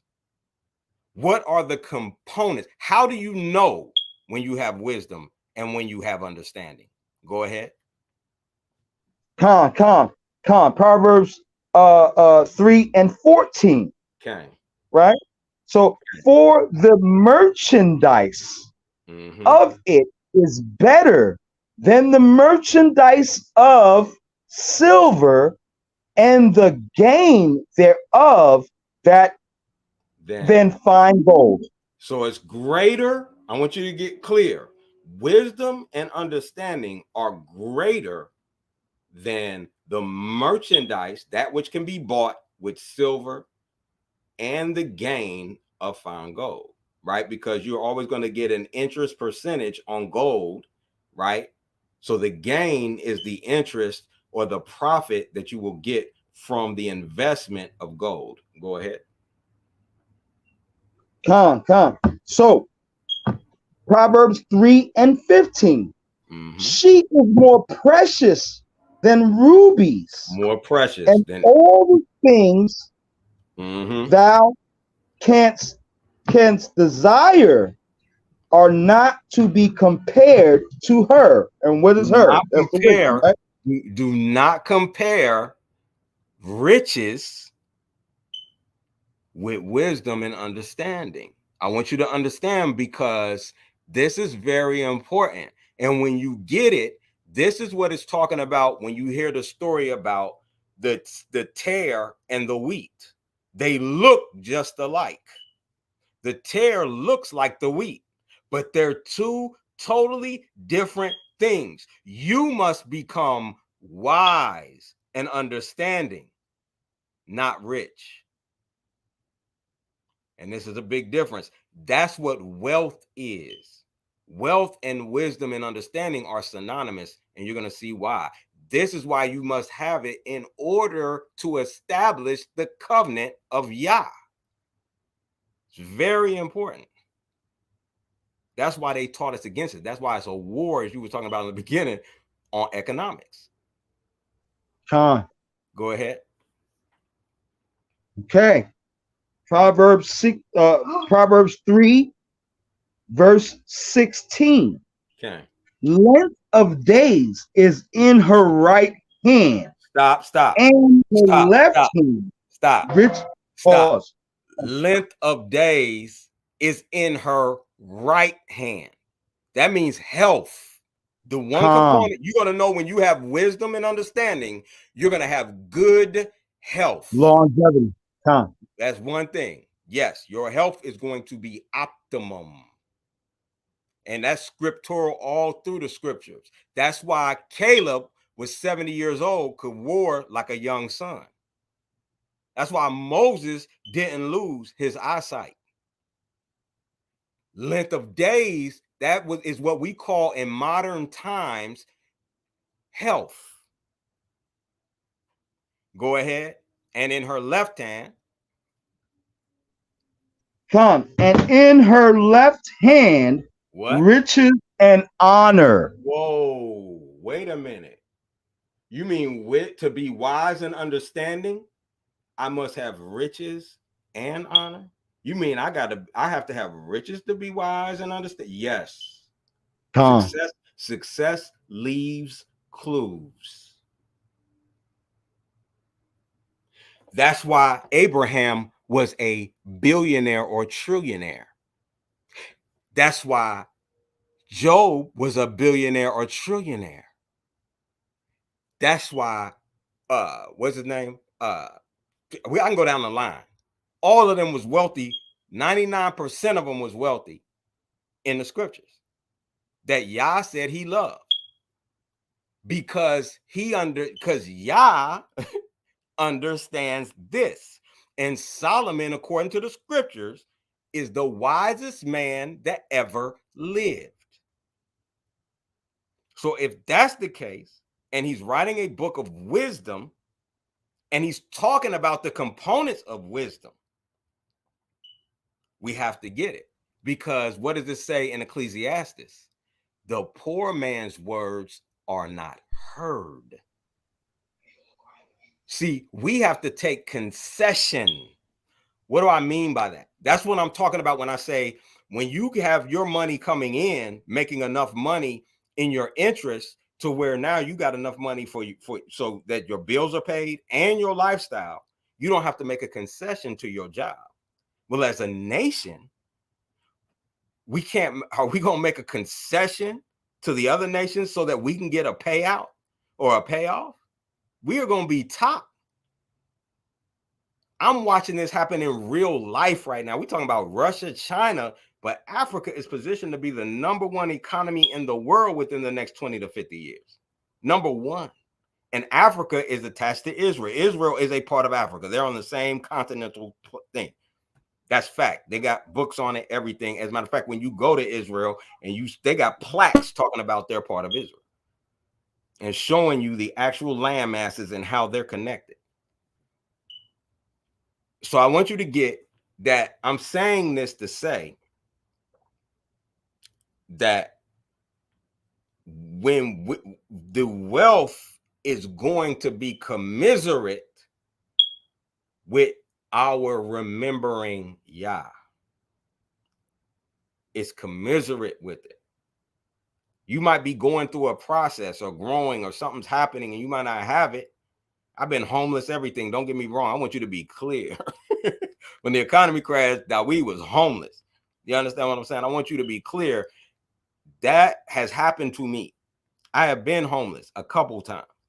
But I want you to understand, through homeless, I remember Yah. Through riches, I remember Yah. I haven't been wealthy yet. And through wealth, I will remember Yah. And as long as you can do that, we can win. Now we can come together. Now, just imagine if I got 10 million, you got 10 million, Timothy, Zion, you got 10 million, Timothy, and Karima, you got 10 million, right? That's $40 million. We can come together and do something. Make no concession, build anything we want, because we ain't got nobody that we owe nothing to. Just put that into a GDP of our people, or a GNP, a gross national product of our people. We are wealthy. We are already wealthy. We just haven't come together. if we really look at, we already rich, excuse me, not wealthy. We're already rich. Right. But when we get it together, we will be wealthy, and we Thanks. will show up. 1.3 trillion. This is happening now because the chains have been loose. We are actually going to a different place. And a lot of the things that you're seeing out here, what we consider lewdness, this, and that, a lot of that is training ground to get that next group of youth that's actually going to take this to the next level in the name of Yah. I'm telling you, we all come from the streets. You can't tell me when I was, if you look at my background, right? I mean, for real. And I know all of us because where we come from, who we are as a people. We had to go through that. Yah said, I chose the outcasts of Israel. He didn't say the ones that was good in school and doing this, and that. He said the outcasts. I know who you are. You don't have to tell me. I know exactly who you are. I know exactly who I'm dealing with. The best on the planet. I already know who you are. So I'm saying this to say that we have to really redefine and refocus on wealth. And once we really understand it and are responsible, or rather have the integrity to be able to have it and remember Yah, that's when we will be successful as a nation and as a people. And so the reason I'm doing it, like I said, is because we as individuals, we need to start doing these things. Because if it's me, now Zion can teach one or teach 50 or 1,000 or 100 or 1,000,000. Timothy, you can teach. Karima, she be quiet. I don't know that she probably got so much knowledge, just store it up in there. She can teach it. You got what I'm saying? These are very, very, very, these are not moments, excuse me. I mean, these are components that when we get to the next level of our development, will be able to be used and utilized to go to the next level until we get back to the concept of the garden, which is known as utopia, or what they would call the withering way of the state in the circles of communism. You got what I'm saying? Where now we're back in our pristine state. We're not doing the law because we're afraid of Yah. We're not doing the law because we are doing it by rote or the letter of the law. We're doing the law because we love Yah and we want to do the law. We're doing it with free will. And when that happens, there will be no need, right? Because the law, as it states in Deuteronomy, it states the law is not far off where you have to go off and get it. It said the law is in your heart. It's already there. So once we get that, once we really click into it, and once we understand it, and we understand that all the laws are for us, we will never, the world will follow it. But that's a conversation that we were supposed to have that was never fully realized due to us forgetting Yah. Right? So I just wanted to share that. And I wanted to get that portion out. So I'm done on that question. I know that was a long way around the answer, but your son put in those scriptures. I wanted to deal with it. But I wanted to show the components of wisdom and understanding include riches, which is going to bring you into, which is wealth. And that wealth, which wisdom and understanding, right, is going to take you to the next level. And so and it's going to establish the covenant, excuse me. And that's powerful. That's a powerful concept that when Yah shared that with me, I was like, it was so powerful. And I have to give credence to the one who sparked it in me. And it made me study these scriptures because I felt that you were supposed to be impoverished. I had a blockage that said, no, you're not allowed to be wealthy. And even though I was owning businesses and trying to become wealthy, I would actually sabotage my businesses subconsciously because subconsciously I believed we were to be poor. And that was my partner, Malachi Israel. He was the one that made me really, he came with me at a conversation. I couldn't respond. I couldn't deal with it. And I said, I got to study that. And I studied it. And I went through every scripture and found the answer. And Yah showed me the answer.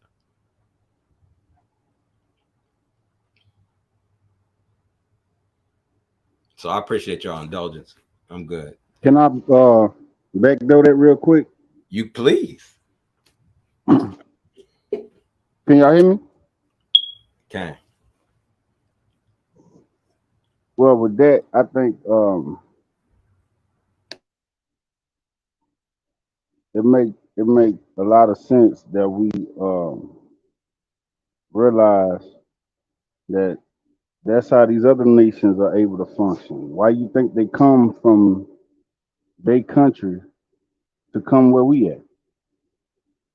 Absolutely. They like I drive around Houston. I drive like even when I'm back home, like I drive around and I notice how many foreigners are able to come to America and like just one store, one Asian gas station. You hear me? And it was a Chevron gas station off of Acadian, I believe. The people made $200 million in 1 year in our neighborhood. Not in the white people neighborhood, but in our neighborhood. You wanna know why? Because a Absolutely. lot of the little they right across the street from all black school. What the kids do come lunchtime or before school starting after school? They run to the store. They spend all their money at the store. And let me say this, and I'm They gonna let cook you just go like right black back. Let people. me In the say this. morning, they got grits, eggs, bacons. Go ahead, my brother. Let me say this, and I'm gonna let you right back. I don't want you to stop because I want people to understand this.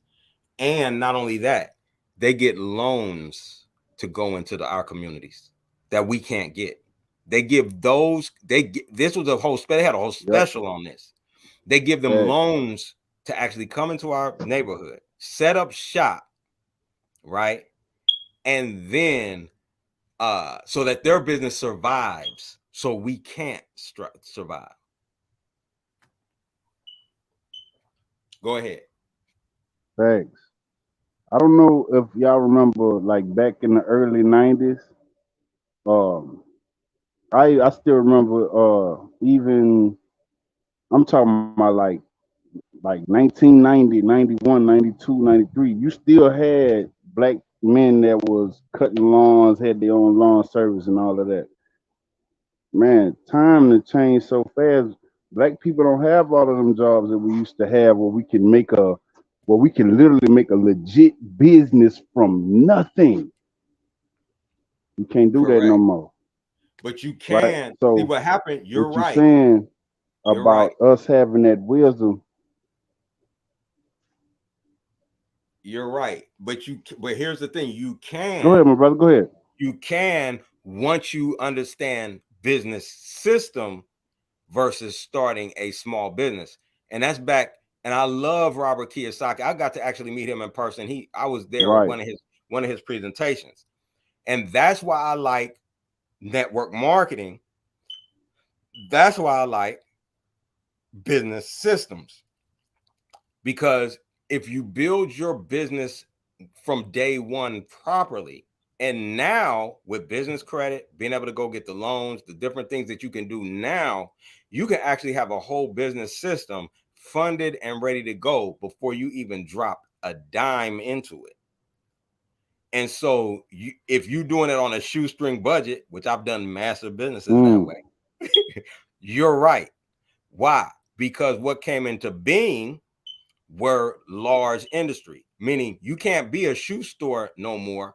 Payless, Shoe Carnival, all of them, those are franchises. Those are business systems. They drop it here to the next place, to the next place, to the next place. And because they're Right. buying so much in bulk, they can lower their prices. So you can't be a shoe store. You can't be a mom and pop in any area anymore. You have to now learn business system. And that's what makes the difference. Right. Go ahead. Yes. And along with what you saying that, see, I didn't know that I had to have a business system.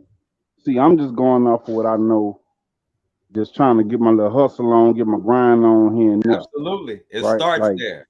that's what we consider as being entrepreneur until you meet people that, hey, do you know about such and such? Do you know about this? Now you starting to place or invest your money into systems that's really gonna give you a return bigger than what you thought.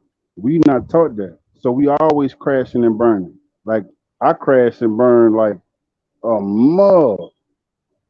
Like, and I'm thinking I'm really doing something until I started looking at my paperwork and I started realizing, man, you've been robbing the out of me. You know what I'm saying? Absolutely. So it's like, where do I go from there? I don't know nobody that got the Oh, money you that could, take it. First thing you do, you know what I'm saying, this help me I'm start about back to. from where I just left off at. I am. I'm about to help you on what you do. Okay. I want you to get this is mindset. I'm going into mindset now. Is that okay? Mm-hmm. The first thing you do is you must Yes, I sir. want Go you ahead. to, if you got a pen, write this down. If you don't, remember it or come back and watch this and write it down, put it somewhere where you will see it every day. Mm-hmm.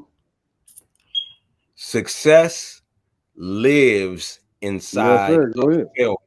It lives there. I want you to hear me. This is so important to get because most people don't get this. Can you Success, repeat that? success lives in failure. Write that down. Why is that important? I want us to look at that concept. And my mentor taught me this. One of my mentors. Success, right, lives in failure. And if it lives inside of failure, how are you going to get to it? You have to fail. You must fail. The difference between those of us who have done 10, 15, 20 businesses and those that haven't is we've just learned how to fail faster. We don't look at it. If that happened tomorrow, I'm keep going. I'm on either keep going with this or I'm starting something new. I don't even think about it. Okay, what did I learn from this? Okay, I'll never do that again. Cool. And my brain automatically does it now. I don't even have to go there. Automatically, that ain't gonna happen again. Next. Those things you need to know because the path that you're on, remember, just like your wealth is going higher, your knowledge, wisdom, and understanding are all growing. So what does that mean? Because when you're dealing with, remember when Yah told Jeremiah, he said, if you can't run with the footmen, how are you gonna run with the horses? So if you can't have a small business and deal with those failures, when you got 10, 20, 30, 40, 50 million, $1 billion on the line, how you gonna deal with that failure? So you have to learn to deal with those failures to get to the success because it lives inside of it. So you cannot win without failing. Failing is good, not bad. Quitting is bad. When you quit, that's when you lost. Failing is a good thing. That means you done stepped to another level. But when you quit, it's over. That's it. And that's what most people Bro, do. you know, I actually teach that to I actually teach that to people. That's good. That's good. That's good. Sometimes we have to hear it again. I have to hear it from my mentor. You don't even realize, right? I have to hear it from my mentor. You feel what I'm saying? To hear Right. that, I hear like he's gonna tell me like certain things. Like I Cause have like to. when me and my little brother be talking, right. Go ahead. There's a small delay. Go ahead, I'm listening to you. My bad. Okay, so all I'm I saying know, is, like when I talk to, yeah, I noticed that. yeah, go ahead. You go ahead. It's your turn, man. Let me shut up.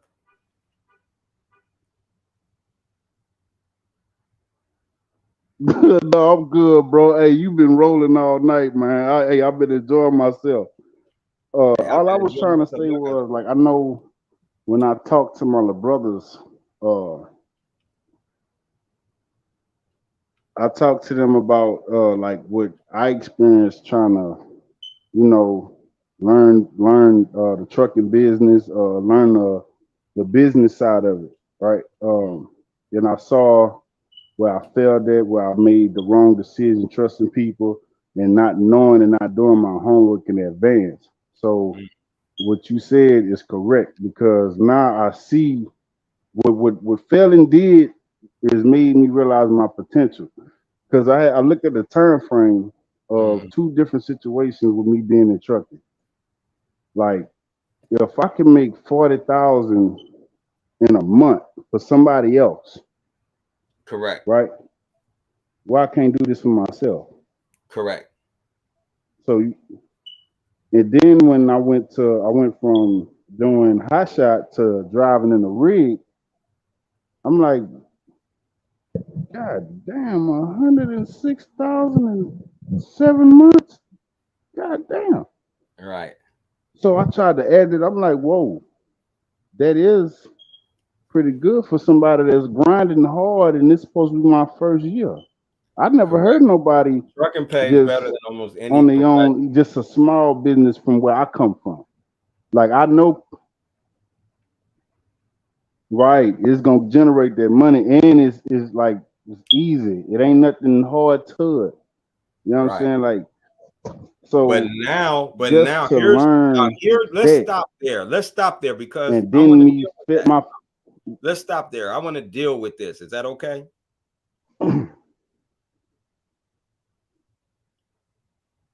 Yes, sir. Go ahead. Let's go. Okay. So the reason I want to deal with this is because now we're at a place where most people are. They might have a job that's paying them well. I want to deal with that because now the question is the surplus or the profit, quote unquote, that you're making at this job, where would you put it? And that's why the PRA account is so important because while you're able to make the money, see, when you get 50, 60, 70 years old, you don't want to really work no more. You understand what I'm saying? You might have, I had a heart attack. I was almost 300 pounds. I was Right. 268 pounds. You understand what I'm saying? So I'm saying you don't want to work like that. But while Right. you're grinding, while you can grind, while you can get it on, you want to take that money and put it in these interest-bearing accounts that's going to pay you ridiculous. You understand what I'm saying? Because you could take, if you did 100,000 in a year, whatever percentage of Right. that, take a percentage and just keep dropping that in. I've seen truckers. I've had truckers that have made almost $250,000 per year. But what were they doing with the money? Spending it because they didn't have nothing else to do with Right. it. So when you start making a lot of money, right? And you're See, I doing never well, saw my money. huh? Say it again. I never saw my money. Right, but I'm saying I if never you, saw my I'm money. My talking money about the money never that you, said hello, Timothy. How you doing? It never right. made it. So I'm saying, but the money, if you're making money, people that are making money, there's a lot of people making money in trucking, period. That's just reality. So I'm saying this is the type of thing you want to do. You feel what I'm saying? That's the key point that I'm trying to make there on that point. But yeah, you didn't get to see yours. And so that's why you're saying you got played. Right. But I'm saying, how did you get played? Study the failure. Look at it as a learning, a stepping stone, because you failed. That happened to you for something greater you have to do. You got what I'm saying? is something that you're gonna be doing great, and you ain't gonna have time to look at it. You're gonna immediately see it. You're gonna be like, oh no, we can't do that, because it happened to you before. See what I'm saying? So if I'm running 10 businesses, I have to be able to look at it and say, nope, change that, do this, do that, because this has happened to me when I was running one business. So I understand when this shows up, that means this, that means this, that means that. When this shows up, that means it's just like playing any sport or any game or anything. You got to keep practicing until it becomes natural to you. Business is the same way. You know what I'm saying? And then it's going to become natural. You ain't going to get played because you're going to see it. Okay, nah, I ain't doing that. I'm not doing that one again. Fool me once. Right. Fool me twice. It's my fault. Fool me once, shame on you. Because that was my lesson. I learned something. Fool me twice, that's my fault. And it was my fault. And it was my fault. Hey, there you go. But see, you already know. I didn't do the homework. And I solely have to take responsibility for that. So I'm thinking, you know what? Hey, I don't want to do it the way that this person telling me to do it, even though they've been doing it like before I was born. Mm-hmm. I just don't want to work with you and listen to you. But coming back, I'm like, I gotta scratch my head and come to you humble, like a little softy, and be like, man, you was right.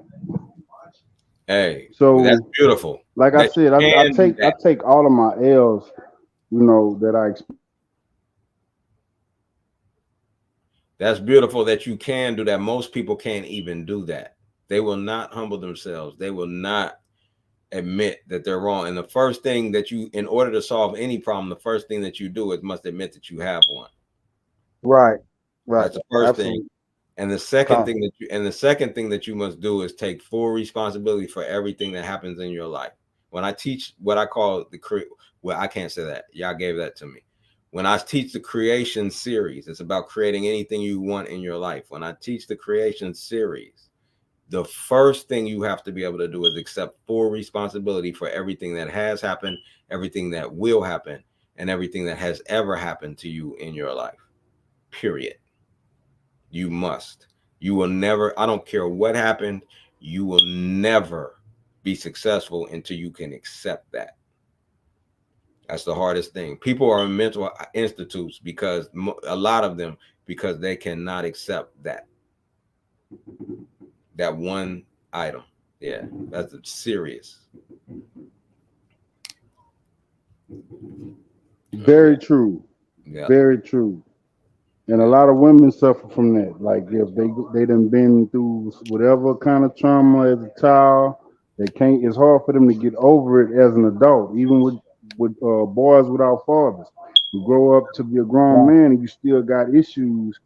And for some reason, I never understood like why people poke fun at that. Like you got to understand, a grown man that never been raised with a father is very traumatizing. The same way that you ain't grew up with your father, you a female, you don't know what it's like to see a successful relationship. Just like correct. A lot of us males grew up not seeing that. Correct. So it's kind of hard to function and pull all of that together. And a lot of these people don't even know how to control themselves. So a lot of people are in mental institutions are killing themselves because you don't understand. They don't know. Like me, I suffer from that too sometimes because I don't know.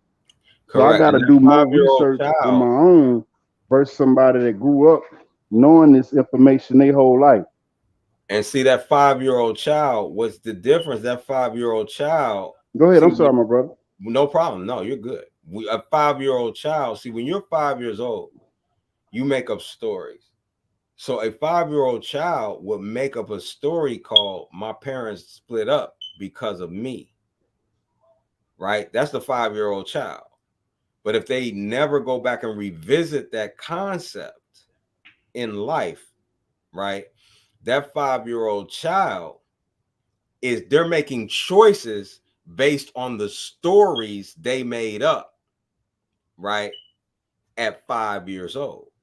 So in other words, a person at 5 years old, I'm not worth anything because my parents split up, and it's my fault. A 5-year-old child or somebody in a 5-year-old might say, somebody might say something negative to that 5-year-old child. I'm never going to let nobody treat me like that anymore. I'm never going to humble myself. I'm never, all these stories that you made through teenage years, you have to go back and revisit those stories, because most people are making those choices, right, in life based on a story they made up as a child. They weren't even mature. Their brain hadn't even matured to the right level. So you have to now go back and really look. That's where meditation comes in. You have to really go back and look at those thoughts or those stories and rewrite the stories to benefit you, because it's just a story you made up. It ain't true. The truth of the matter is your parents stayed together as long as they did because of you. That's the truth of the matter. You feel what I'm saying? That's what you, but we create all types of stories. If I go get two people in an incident, one created one story, another one created another one. So people create stories and live. They could put books in a museum, stories people create about situations, and they don't even be true.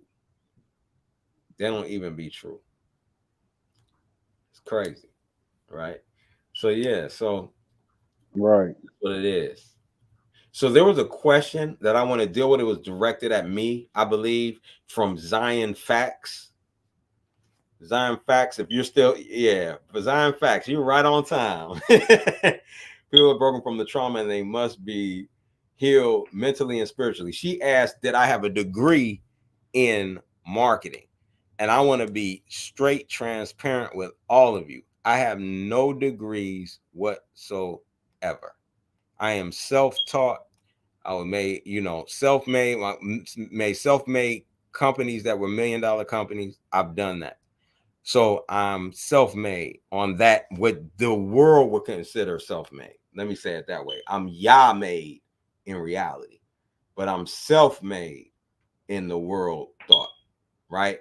So I wanted to be clear, straight up. I didn't want you to think I was avoiding that question. We just got into so many comments, and I want to make sure the young son was taken care of. But yes, I remember your question. All right, we lost Zion. So I wanted to move forward, if you could, with that, Timothy, and go into homeownership without credit. I wanted to get into that because I know a lot of people are on the line probably waiting for that thought. If you're okay with that. Yes, my Lord. Go ahead. All right. So man, that's cool with me, my brother. All right. So the next thing when it comes to the home ownership, this is a new program the financial experts have that we didn't know about. It's been going on for years. Just we didn't know about it, right? And what this is it allows renters. And this is what's so powerful to me and why it helps our community so much, in my opinion. Though this is not a Black-owned company, I want to be transparent as far as these experts. But with this set of experts, this is not, but it is a system that works beautifully for us. So as long as I have permission to share that, Zion, I will. Khan, go ahead, Elder. Okay. I just wanted to make sure I'm not disrespecting the channel or anything like that. Okay. Nah, you doing your thing, man. Okay, great. So this program has a step-by-step program to make you a homeowner. Credit check doesn't matter. They're going to check your credit just to see what program to put you in. Debt to income ratio doesn't matter. They're going to check it just to see which program you fit in. Okay? That's going to help you get it. But you're going to be able to own the house, or you're going to be able to be in the house, before you own it, in the fullness of owning it, meaning it's paid off, of course, just like any other house, really, because they're paying on a mortgage. They don't own the house. right? The mortgage company actually owns the house. And not even that. The allodial is that the allodial. Yeah, that one's the allodial title. The allodial title is the true ownership, but we ain't going all the way there, right? Because people don't know how to get the allodial title. That's a whole nother conversation. That I don't want to get off in that. So the key point is this, that what it allows you to do is that when you rent, they're going to look at the rent amount you're paying in rent that you can pay every single month for a home, right? And then you can go out and look for any house with a mortgage, which is usually less than what you're paying in rent. In other words, if you're paying $1,200 a month, or $1,500 a month, or $1,800 a month, or $2,000, I know people paying $2,200 a month, right? Depending on what city you're in, right? I'm in Chicago, so 2,200, anywhere from 18 to 2,200 is norm. You know what I mean? If you're in a mansion, you're gonna pay like you could pay 5,000 to 10,000 a month. You feel what I'm saying? So I just want you to be, or more. You know what I mean? Like way more. So I want you to understand that if you're paying that type of money, a mortgage is going to be cheaper than rent automatically. So you're going to get more house than what you're paying in rent. Okay. So they're going to actually look at how much you're paying in rent. And then you can go look for a house. And as long as they're able to make the deal with the bank, they're going to put up the money, get the house, and let you stay in it. And you'll be paying towards the mortgage or rent, depending on which program you fit in, right? Or they might just put you totally to conventional, meaning you need to just go out. We're going to help you to get this house, and we're not going to have anything to do with it. You have everything you need. You got the credit, you got the debt to income ratio. A lot of people don't know. I've had people that had 600 credit scores, thought they couldn't get a house. They were like, no, we can get you a house, and got them in a house. So they did what? They made up a story called, I didn't have the credit to get the house, but they did. They had everything they needed. So the key thing is that, and I'm going to come back, Zion, on that fact about me not having those credentials, and I'm going to show you the power of that. And I'm talking about Zion facts on the.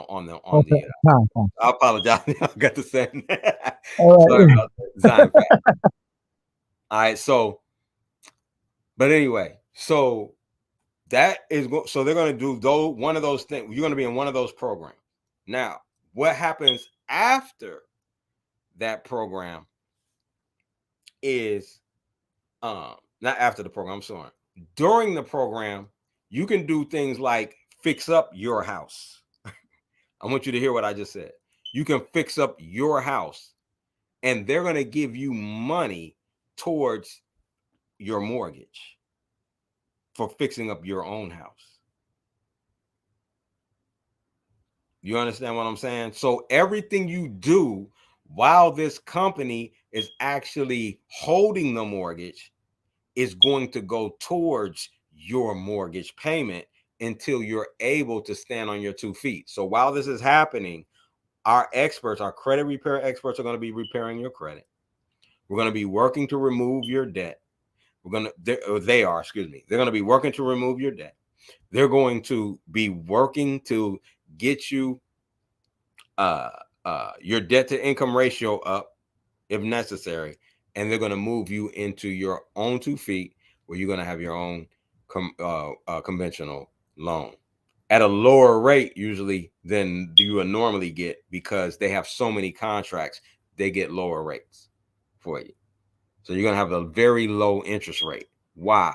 Because these experts are working with our other experts, and their goal is to do what? Save you as much money as possible in order for you to be able to take that money and do what? Put it in that PRA, diversified cash flow account, so you can do what? Live off of interest, not money. And now you have a retirement. We put the trust together, and then you will have generational wealth for the rest of your life. and your children's life, and your children's children, and your children's children. And that's the power of it.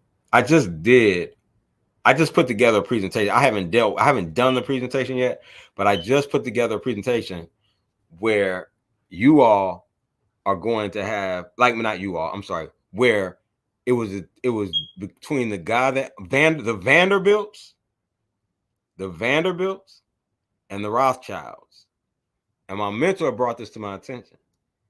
And because he was shocked when he found out, because he's been studying this like me now, because he's like, man, I ain't never heard this before, right? So he was like, this story, the Rothschilds had the PRA accounts. He was using the same language. I put money in this account, right? I borrowed from myself and I invested this, and they were still paying me interest. This is like a story that he was living. This is reality. This is what he did. They built America with these accounts. I want you to hear me. That's how powerful and they don't lose. Why? Because they're designed for those. They designed them to not lose purposefully. So they want the average, the poor, the middle class, and the rich to go broke, stay broke, while they continue to build their wealth and go wealthy. So anyway, but the Vanderbilts didn't do that. They were wealthy, just like the Rockefellers. Vanderbilts lost everything. Rockefellers still got generational wealth. Their children don't have to work, period. Anderson Cooper is a Vanderbilt. He's working. You know Anderson Cooper 360? He's a Vanderbilt. He's working. Rothschild's children, they ain't got to work, because they did exactly what I'm talking about right now. That's the difference. That's how big of a difference what I'm talking about makes. You got what I'm saying? So back to you, Zion Facts.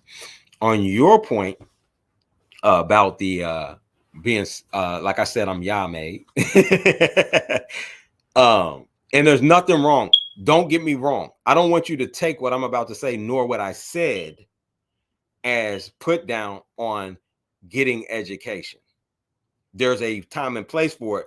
But just like it says, Yah give you the power to get wealth, when you go get education, remember Yah. Because they make it very difficult to remember Yah in the educational institutions. Because the educational institution is designed to create institutions. The institution is not the building. The institution is the people that it creates to be able to spur or spew the same information throughout the world. So the institutions are the people, not the edifices. Right? So we have to be very careful when it comes to education while we're in there, making sure that we keeping Yah first. Right? Very important. That's extremely important. That's hard, and it's hard to do, because the way that they've written the books, the information is from a psychological standpoint, to where it is coaxing you into making excuses, reasons, and explanations for evil. So you start I can see, I understand, I get that. You're right. That's right. That's where they get you. And you have to answer, even if they're incorrect, even if there are lies in the book, your answers have to be commiserate with their information.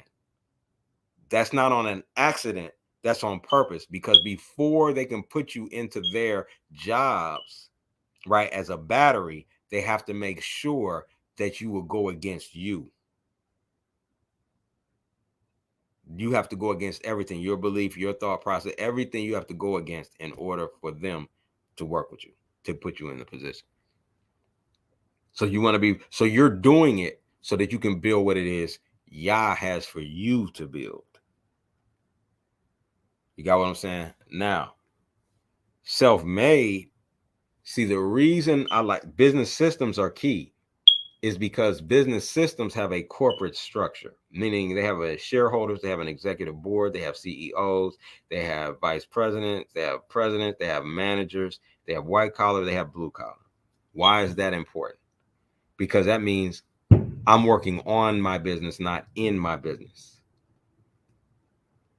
That means I don't work in my business. That business will run by itself as long as I have that system in place. Right? So why do I say that? Because Henry Ford he didn't even go to, I don't think, he didn't even graduate from high school. I'm sure, I doubt if he did graduate from junior high, but he definitely didn't graduate from high school. So they brought him to court and tried to prove he was dumb because he didn't have a quote unquote Rockefeller education. Right? So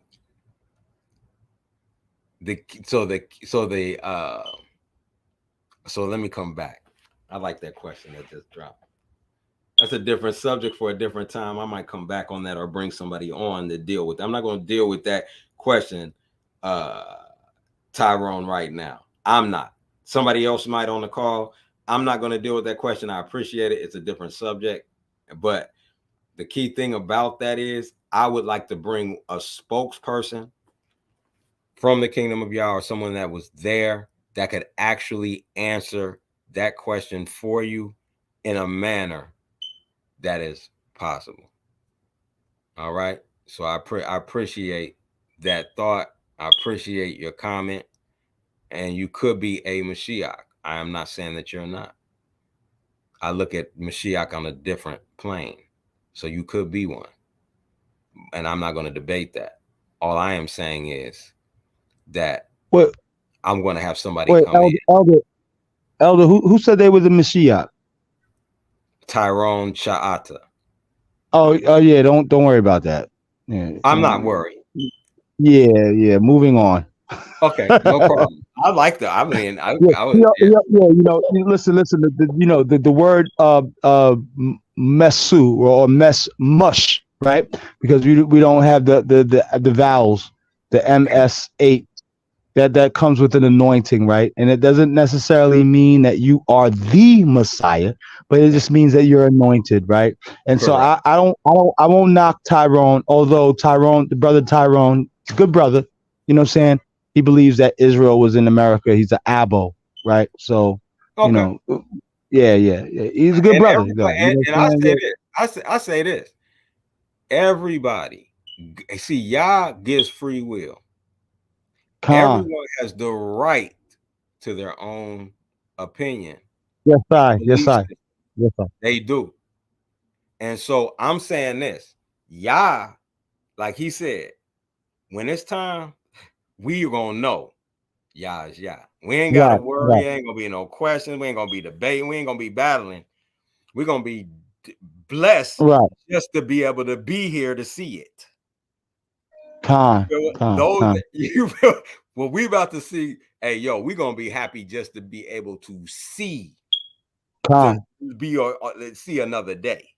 You feel what I'm saying? Yeah. So y'all and bless his heart, you know what I'm saying? Because at the end of the day, you know what I'm saying, I'm never going to question the brother and what the Most High has revealed to him, because who am I? You know what I'm saying? But a humble servant, you know what I'm saying?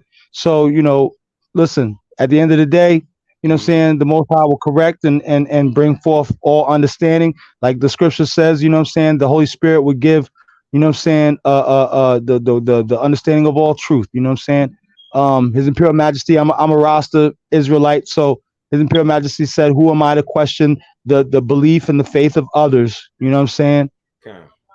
And I stand on that. So I'm not gonna knock the brother. I did for a little while, but yeah, you know what I'm saying? I love the discourse. I love what was been brought forth, Brother Timothy. You know what I'm saying? All of this information is so valuable, you know what I'm saying, for us as a community, because we're not educated or always educated in the realms of economics in some of our educational systems, you know what I'm saying? And I think that's by design. So I want to come back on Yeah. where I was, if that's okay. Go ahead. Yeah. Yes, sir. Yes, sir. Go ahead. Okay. And so the next key point that I want to make is no. So when they came against Ford to prove that, and I know that you weren't, I know you were dealing with my legitimacy, Zion. I'm not saying that. And this is why I'm saying it, because they were actually dealing with his legitimacy too. They were trying to literally take his company because they said he wasn't smart enough to actually be running the Ford company. So they tried to do a takeover utilizing this concept. But he answered the question like this.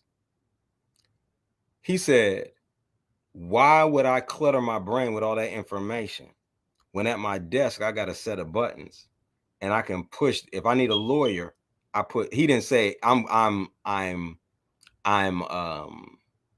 paraphrasing this portion.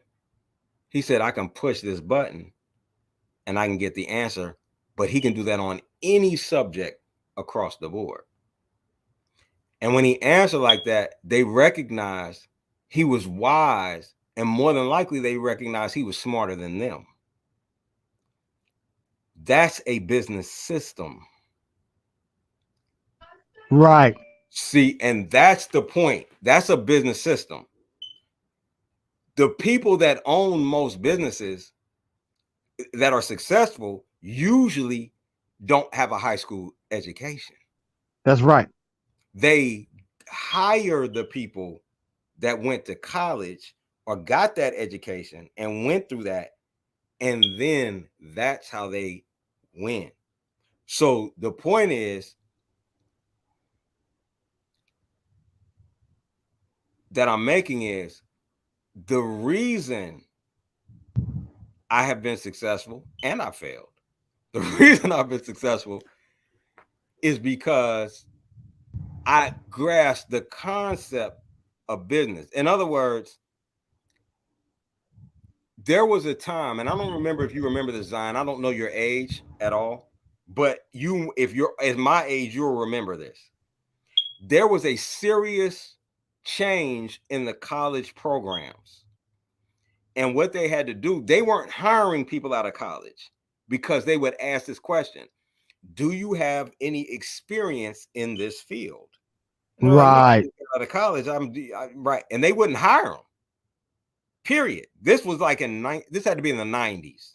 Somewhere it was in the 90s. Yep. People weren't getting jobs because of because of their because of their educations or their educational background. They were getting jobs based on their experience. It really shifted in the 90s. It shifted. Because what the companies found, remember, I'm writing business and marketing plans for these corporations at this time.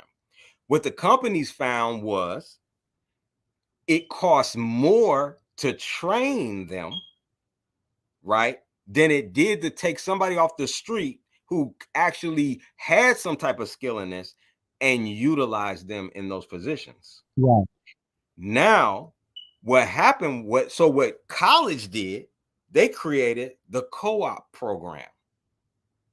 So the co-op program was created because they needed to have these individuals actually have experience versus the education. So they wanted now that they merge both worlds together. You got what I'm saying? Right. You see business schools today. So you're absolutely correct, because now you have a lot of these business colleges today, and what they actually attempt to do is while you're learning, afford you the ability to get the experience through, you know what I'm saying, like internships and stuff like that. Because what you're saying is right. Go ahead. Go ahead. No. Go ahead. Right. So it's the same thing with me. Like, remember back in the day, like, I don't know what state y'all are in, but certain states allowed people who had experience in law, working for law firms and stuff like that, to actually take the bar. Correct. Without a college education. They don't do that anymore, because during that same time period that you're talking about in the 90s, a lot of things started shifting toward people who had experience over education, and this started people who you know what I'm saying, so they started like folding back on people who had experience in law over the education to try to block a lot of people from getting a fucking bar card, excuse my language, a bar card, and being able to defend themselves in court or support or advance others, you know what I'm saying, advocate for others. And so there was like a shift in the law and in business. One way business went one way to experience, and then the legal system went the other way to the degree, and they started removing the ability for people to just take the bar on their own. Right. Absolutely. Absolutely. Yeah. So the key thing. Okay, Lone Wolf, we got you. And Zion, I'm gonna come back to that. I love that. You don't even realize I love That's my little boy over there. That's Lone Wolf is my little boy. That's my son. Okay. All right. Yeah. Well, that's okay. He got what he needed, and he'll be back for some more. All right. God. So on that point though, is you're right. So but the business college, and this is key. There was just a whole. As a matter of fact, I don't know if this was at the conference I was just at, or if it was somewhere else. But the key point is that the college. I mean, the business administration schools. Those schools are designed, right, to give you they're to give you what is that called? Specialized knowledge. Meaning it's not teaching you how to run like, in other words, it's not teaching you how to start your own business. See, those are different skills. Like, it's a skill set to start your business. That's experience. That takes you got to fail, like, for real, to get there. To start your own business, they're teaching you business skills on how to run somebody else's business that has started one. Right.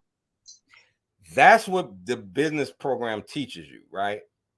That's the difference. Now, I want to come to Zion Fact's point again. She's good. These are excellent points. Thank you, Zion. Thank you so much. Thank you. Because this isn't just on her mind. This is on everybody's mind. And I love that. Our people are scammed too many times by people who have no laws holding them accountable. Good. Because they have no license and no certifications.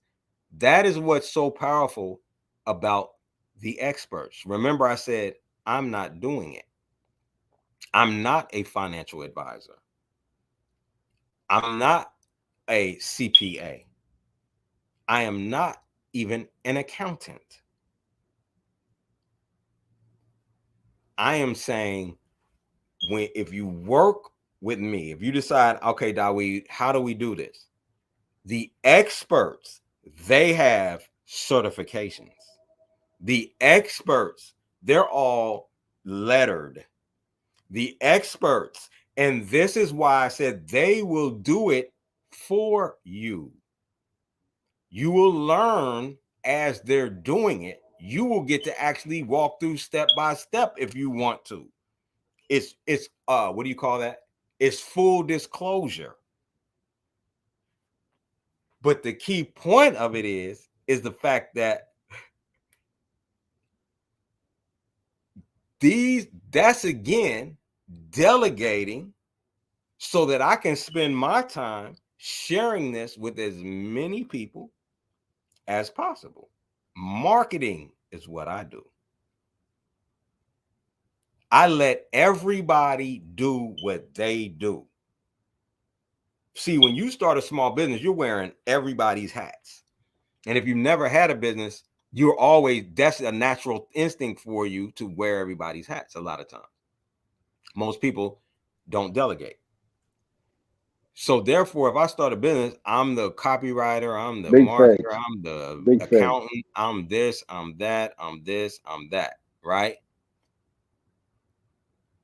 When you have a business system and you've learned by burning yourself out and having a heart attack or a stroke or something like that, which I did, you will learn to delegate everything. What's the phrase of the wealthy? Control everything, own nothing.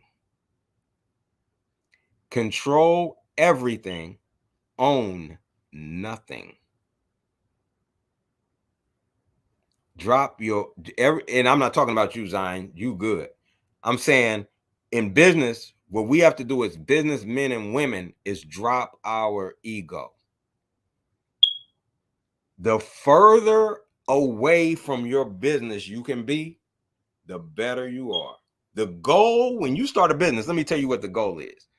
The goal is for you to never have to work in it, period. That's the goal. As long as you're working in your business, you're doing something wrong. I can't drive a semi if my life depended on it. But my company made over $1 million because as a semi driving company. This is what we have to get. That's the mindset. In a PRA account, if I put money in a PRA account or a 401k, I mean, it's not I'm tripping. If I put in a PRA account or a diversified cash flow account, my money is delegated. My money is working for me while I'm doing something else to make money. So now my money's making money. I've got a business that's making money, and I'm starting another one that's making money. I'm not working in it, I'm working on it. I got another one making money. I got another one. And that's how you build out. You got businesses making money, and you might work 5 hours a week on your business. This is where you want to get to. This is where you want to step away from. This is where you want your mindset on everything, not just business. If I'm investing and my money is making money for me in investments, I want to either put it on automation, right? I want to, or have a manager that's managing those the way I want, because I know how to trade. But if I didn't, I would give it to them and be like, here, you know how to make money. You have a proven track record. You've done this. Bow. That's how it works. So the people or the experts that you will be in front of are the same level of expert that Oprah Winfrey deals with. The same level of expert the same quality of expert. In other words, they have the same knowledge and make money and have a proven track record. Like, all the wealthy, they're investors. Or excuse me, experts. See, what the key thing that most people think is we think the wealthy are smart. Here's why the wealthy are smart, because they realize that they're not going to do it. They're going to find people smarter than them to do it. That's why they're smart. Some of them don't even have a high school education, but they're smart because they said, let me go get somebody smarter than me. Do this. You have a proven tracker. You're going to win. Bang. And that's the point.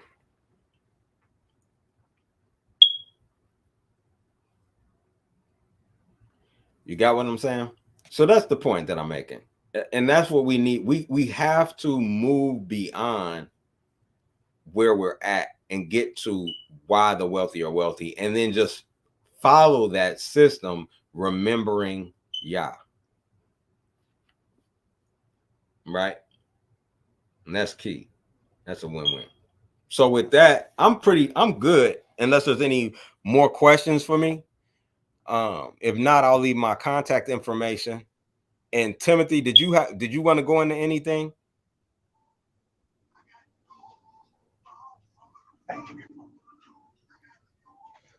Oh no, my brother, man. We pretty much touched on it as we was talking, my brother. You hear me? So yeah.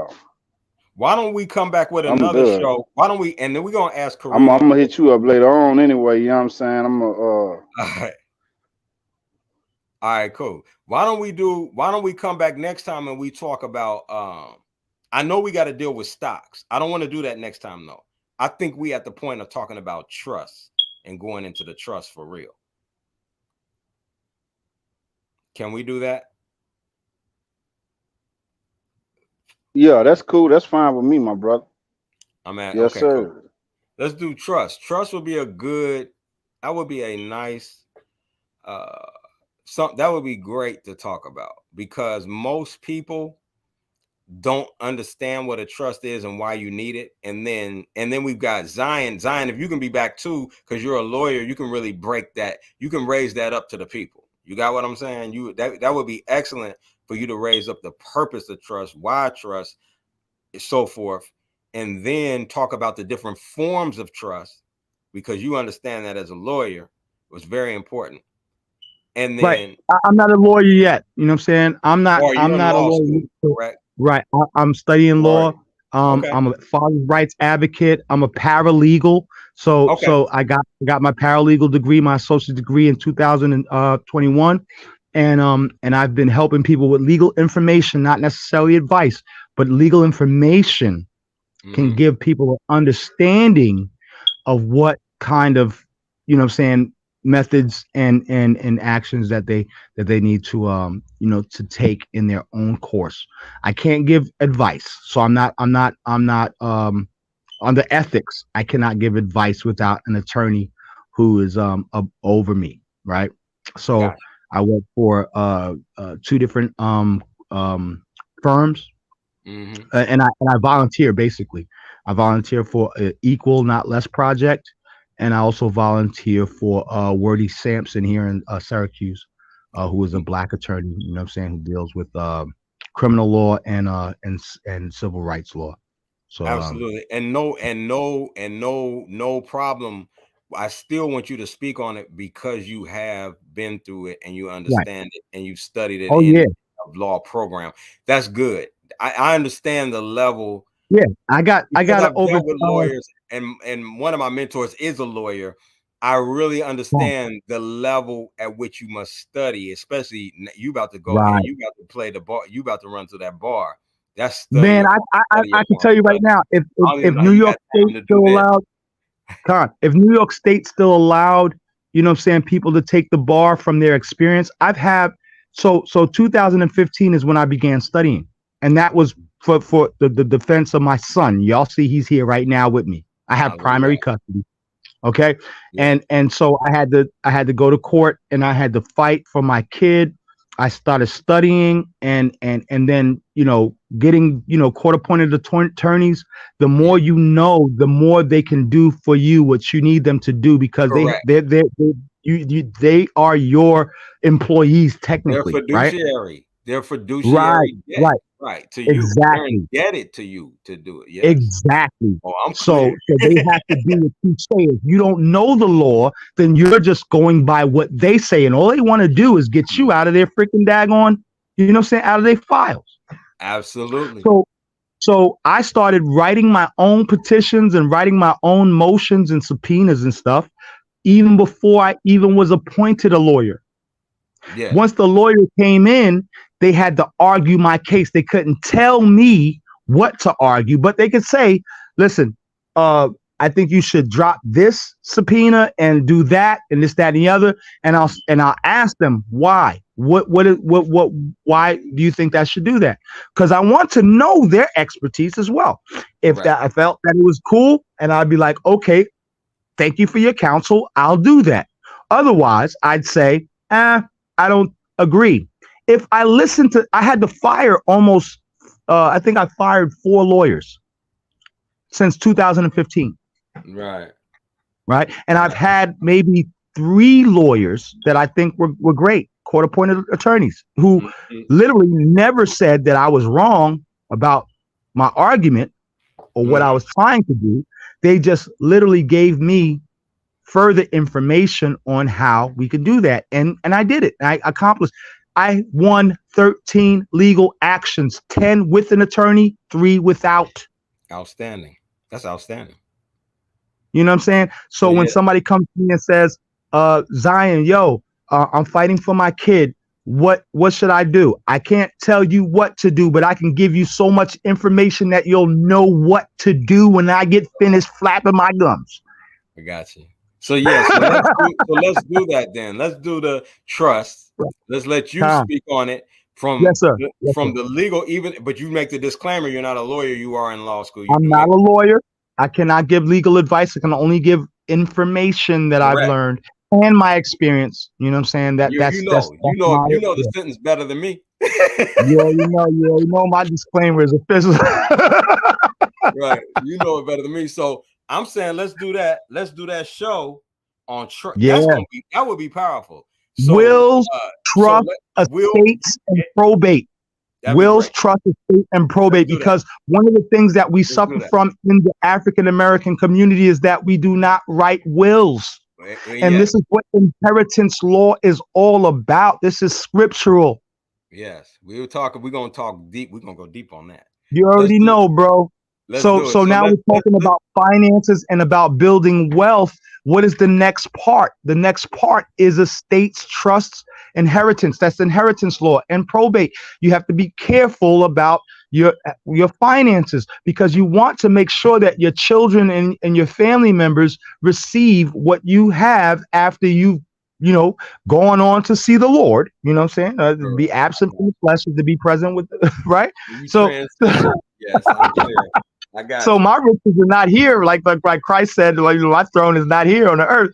My throne is in the heavens, right? So at some point, all of the wealth that you have acquired, even if you don't have much, what you don't want somebody to do when the probates, or you pass away, the probates come and they grab all your things. They assess the amount of money they can acquire from those things to pay back any debts that you may owe.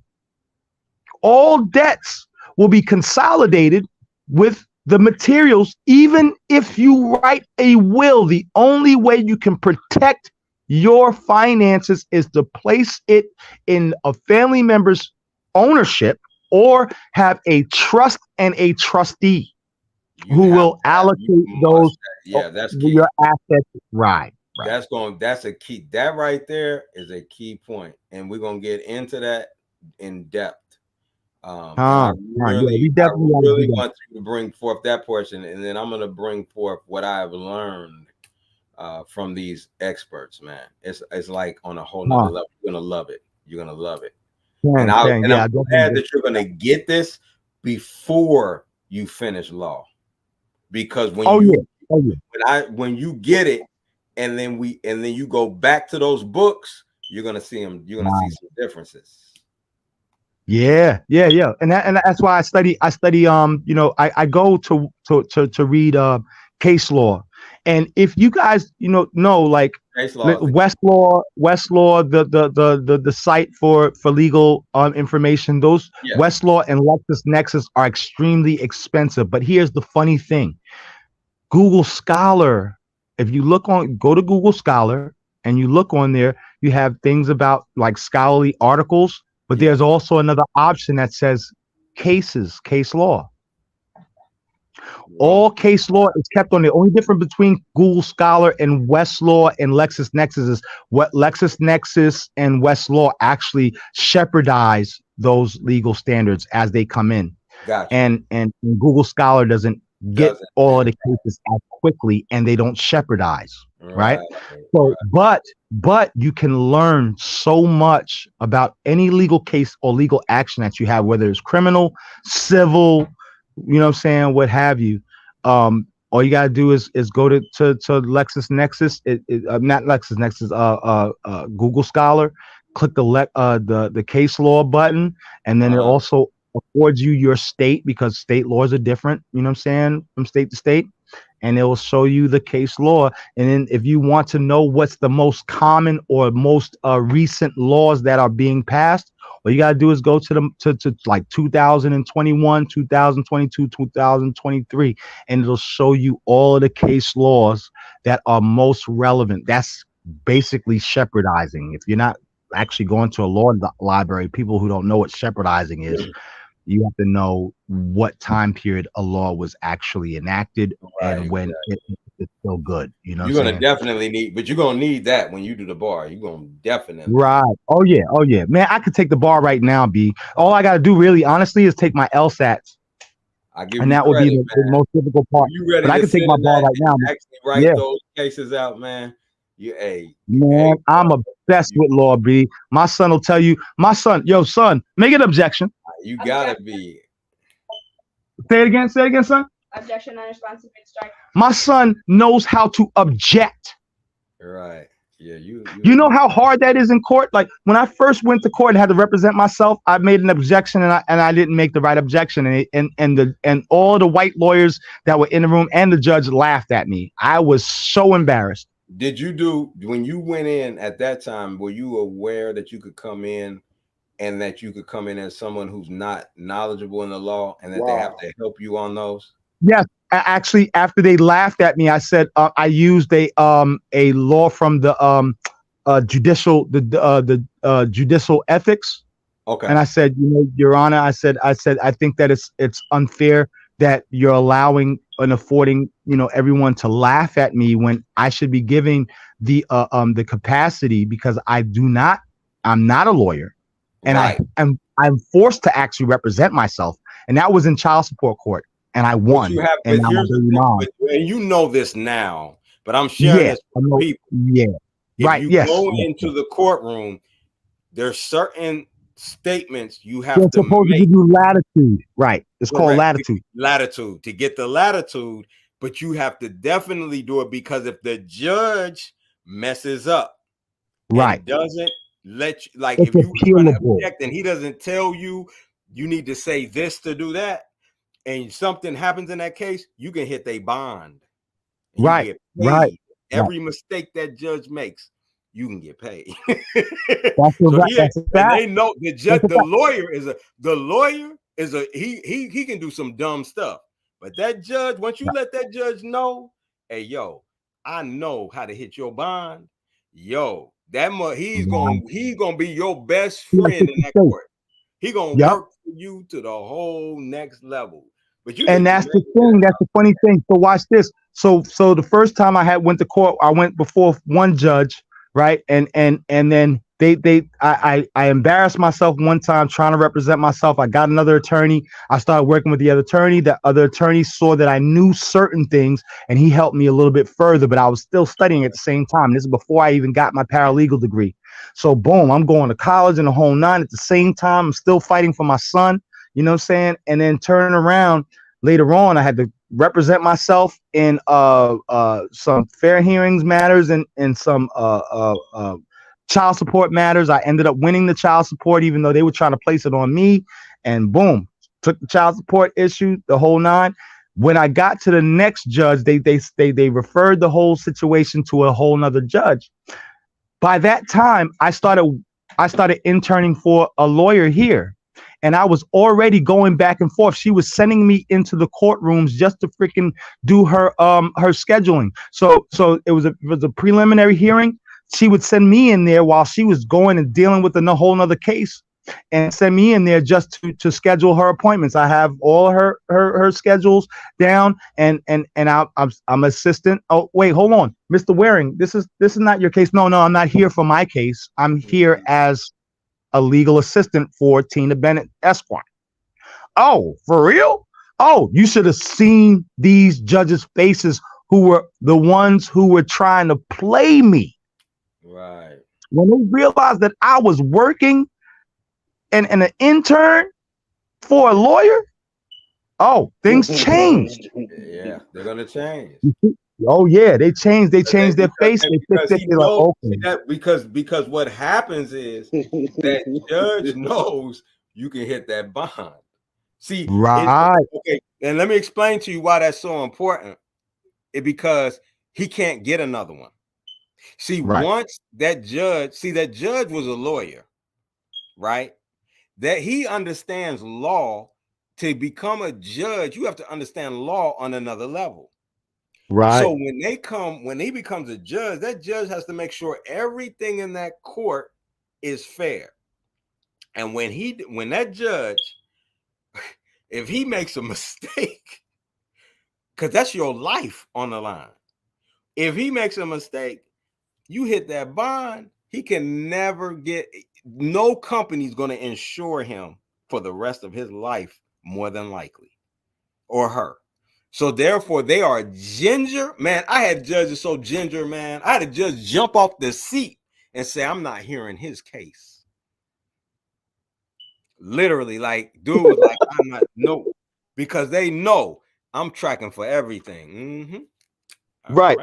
Yo, listen, with that child support case, when they tried to take me to court for child support, I literally beat a social service lawyer who was 40 years in the game. Okay. Mm-hmm. This dude is a seasoned elder attorney, bro.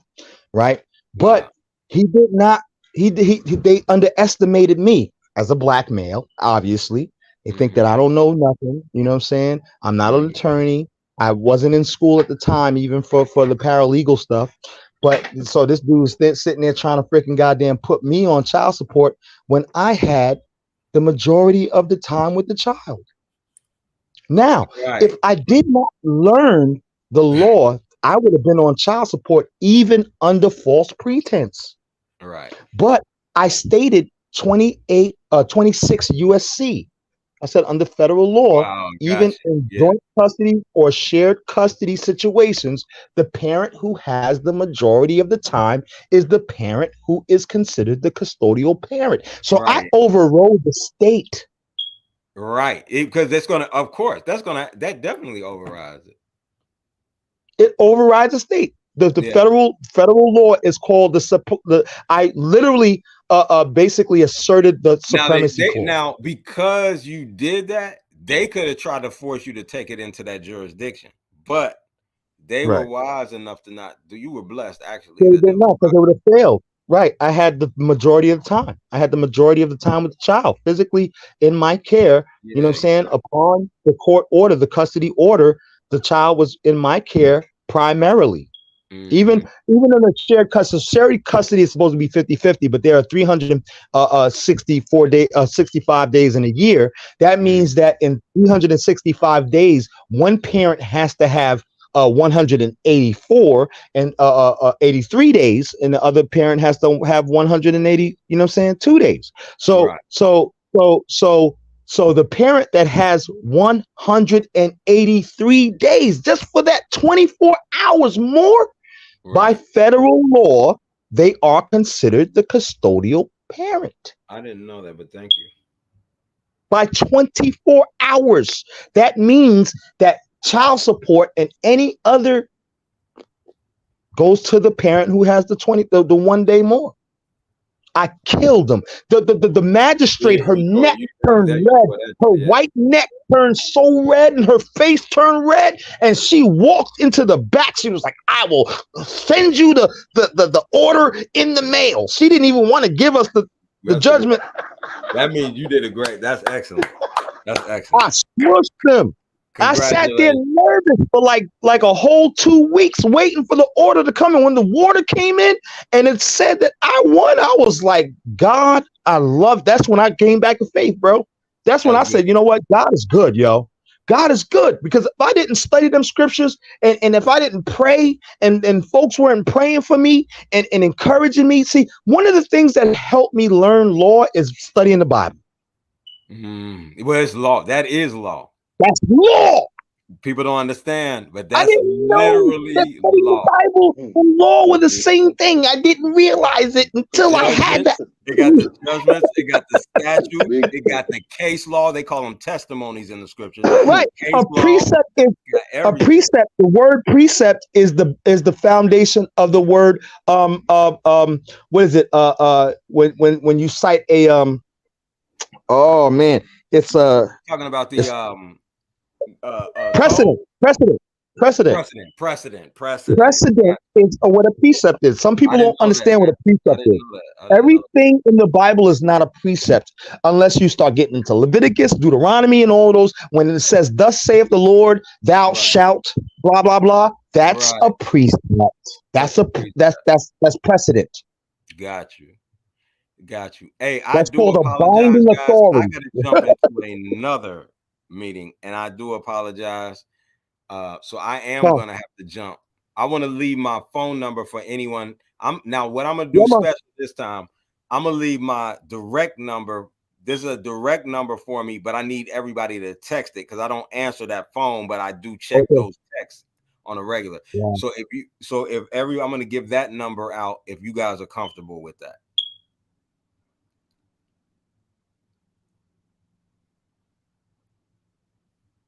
Are you guys good with that? Oh, Or that's what? fine, my brother. Yeah, Like I said, I'm I'm pulling up a into the pen right now, a messenger pencil anyway, right so now, so I can write it down. Go Okay, right cool. ahead, brother. And Share. you can, if somebody can put it in the chat, that'll be fine too. I can't type Tom, it. or you can put it in the chat or in the Longboat can put it in if that's cool. Zari, you want to put the number in the chat? Zari? What number? Yeah. Which one? The number he's about to give me. Yeah. My son is right here. I love my son, man. He's like my assistant. Bless. Little boy has been engaged in this conversation. He take a couple of breaks here and there, but he's been engaged in the chat and in the conversation the whole entire time. Yo, Tyrone, that's my 10-year-old that you're talking to. So be gentle, okay? Hamashiach, the Mississippi Messiah. Well, that's my little boy right there. All right. So the number is 1. The number is 1-312 767 767 3740. 3740, sir.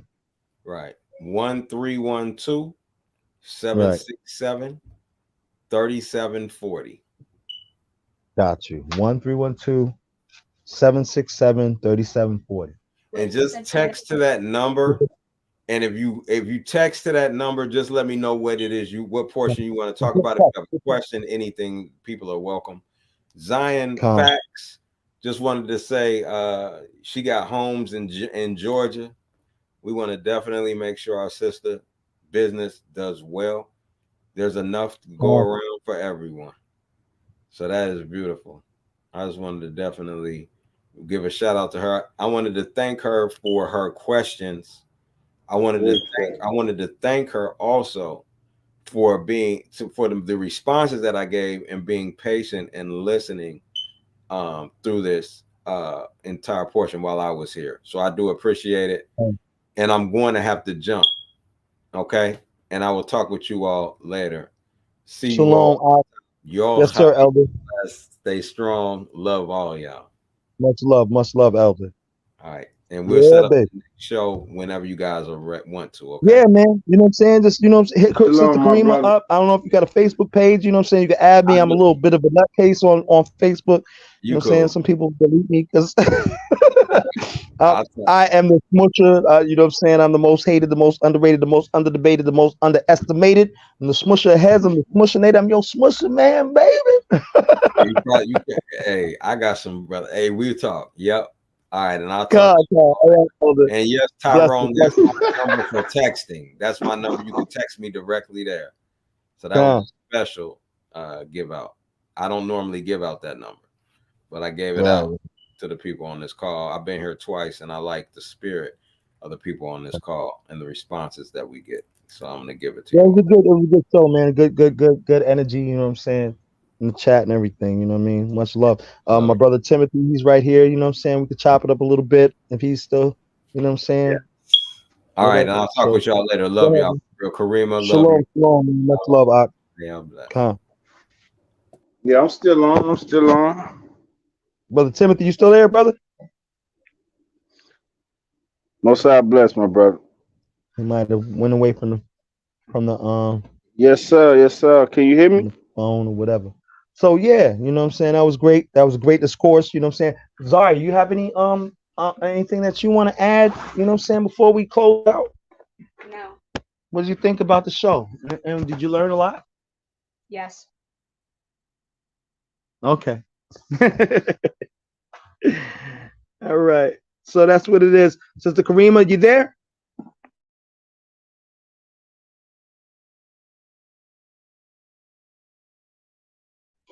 She might be away as well. So, yo, yeah, bless everybody in the chat. Give thanks for all the positive energy. Give thanks for the ear. You know what I'm saying? Like, share, subscribe, share it on your Facebook page. This is a lot of information that is so important to our community and to our ability to succeed and continue to succeed.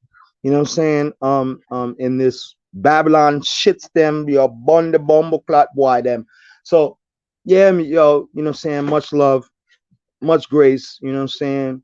Shalom, Shabbat Shalom, you know what I'm saying? Tyrone knows the brother, Tyrone knows the lunar Shabbats, you know what I'm saying? Probably better than most people out here. So much love to you, brother. Tyrone, the Mississippi Messiah, you know what I'm saying? Love you, brother. And much love to everybody in the panel and everybody in the chat.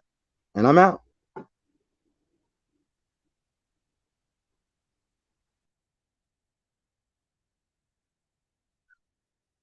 We're out, brother.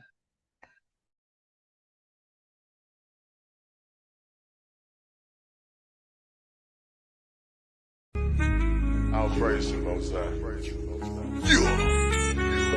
Yeah, that sound good, y'all. Hello. What we doing? Hey, cook that up, Kali. We still getting to the money, got these haters in they feel. Lil' homie, let them chill. Most I told me, vengeance hit my enemies, my footstools. We ain't got no beef for real. Haunt this here, this how we live. Look here, homie, we still getting to the money, got these haters in they feel. Lil' homie, let them chill. Most I told me, vengeance hit my enemies, my footstools. We ain't got no beef for real. Haunt this here, this how we live. Look here, homie, be still. They said you got the call, they trying to blackball you. Play what they own, bro. You can't blackball a boss. The whole world, they hate this right here. The way you hate your neighbor, might as well pull the trigger on yourself. You know we get excited by the smoke. Every day we casting flesh. Say my treasure stored in heaven, we gon' blow the rest. They disrespected and we check. They bank that cause and kept it still. They asking others about my business, but I ain't got no instant miss. See, I still deal with ox direct. Cause your person don't mean you respect. Your outlet don't get no credit if the ox ain't in it. Money answer all things and you got all these questions. Playing Vic. Look, I employ slavery. I'll if you broke your say it. Yeah, them crews in the hood, Jews in the hood. I caught them clues, now I'm good. I broke it down, he understood my all to you. Filtered through, you found a few, I'm good. We what we sold, this here exclusive. They like, hey, folk, look what you doing. We still getting to the money, got these haters in they feel. Lil' homie, let them chill. Most I told me, vengeance hit my enemies, my footstools. We ain't got no beef for real. Haunt this here, this how we live. Look here, homie, we still getting to the money, got these haters in they feel. Lil' homie, let them chill. Most I told me, vengeance hit my enemies, my footstools. We ain't got no beef for real. Haunt this here, this how we live. Look here, homie, be still. Most I told me, be still, give them room to work. Know my movie work. Your faith ain't good, don't put the work in. In the spirit flexing, that my day job.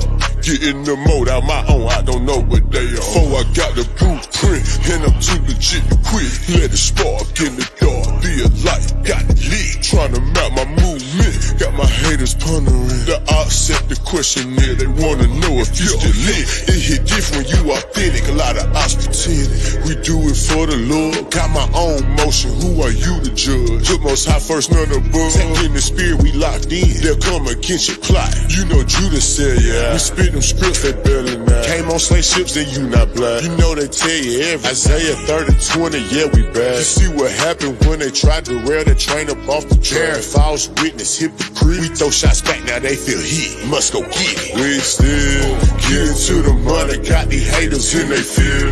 Lil' homie, let them chill. Most I told me, vengeance hit my enemies, my footstools. We ain't got no beef for real. Haunt this here, this how we live. Look here, homie, we still getting to the money, got these haters in they feel. Lil' homie, let them chill. Most I told me, vengeance hit my enemies, my footstools. We ain't got no beef for real. Haunt this here, this how we live. Look here, homie, be still.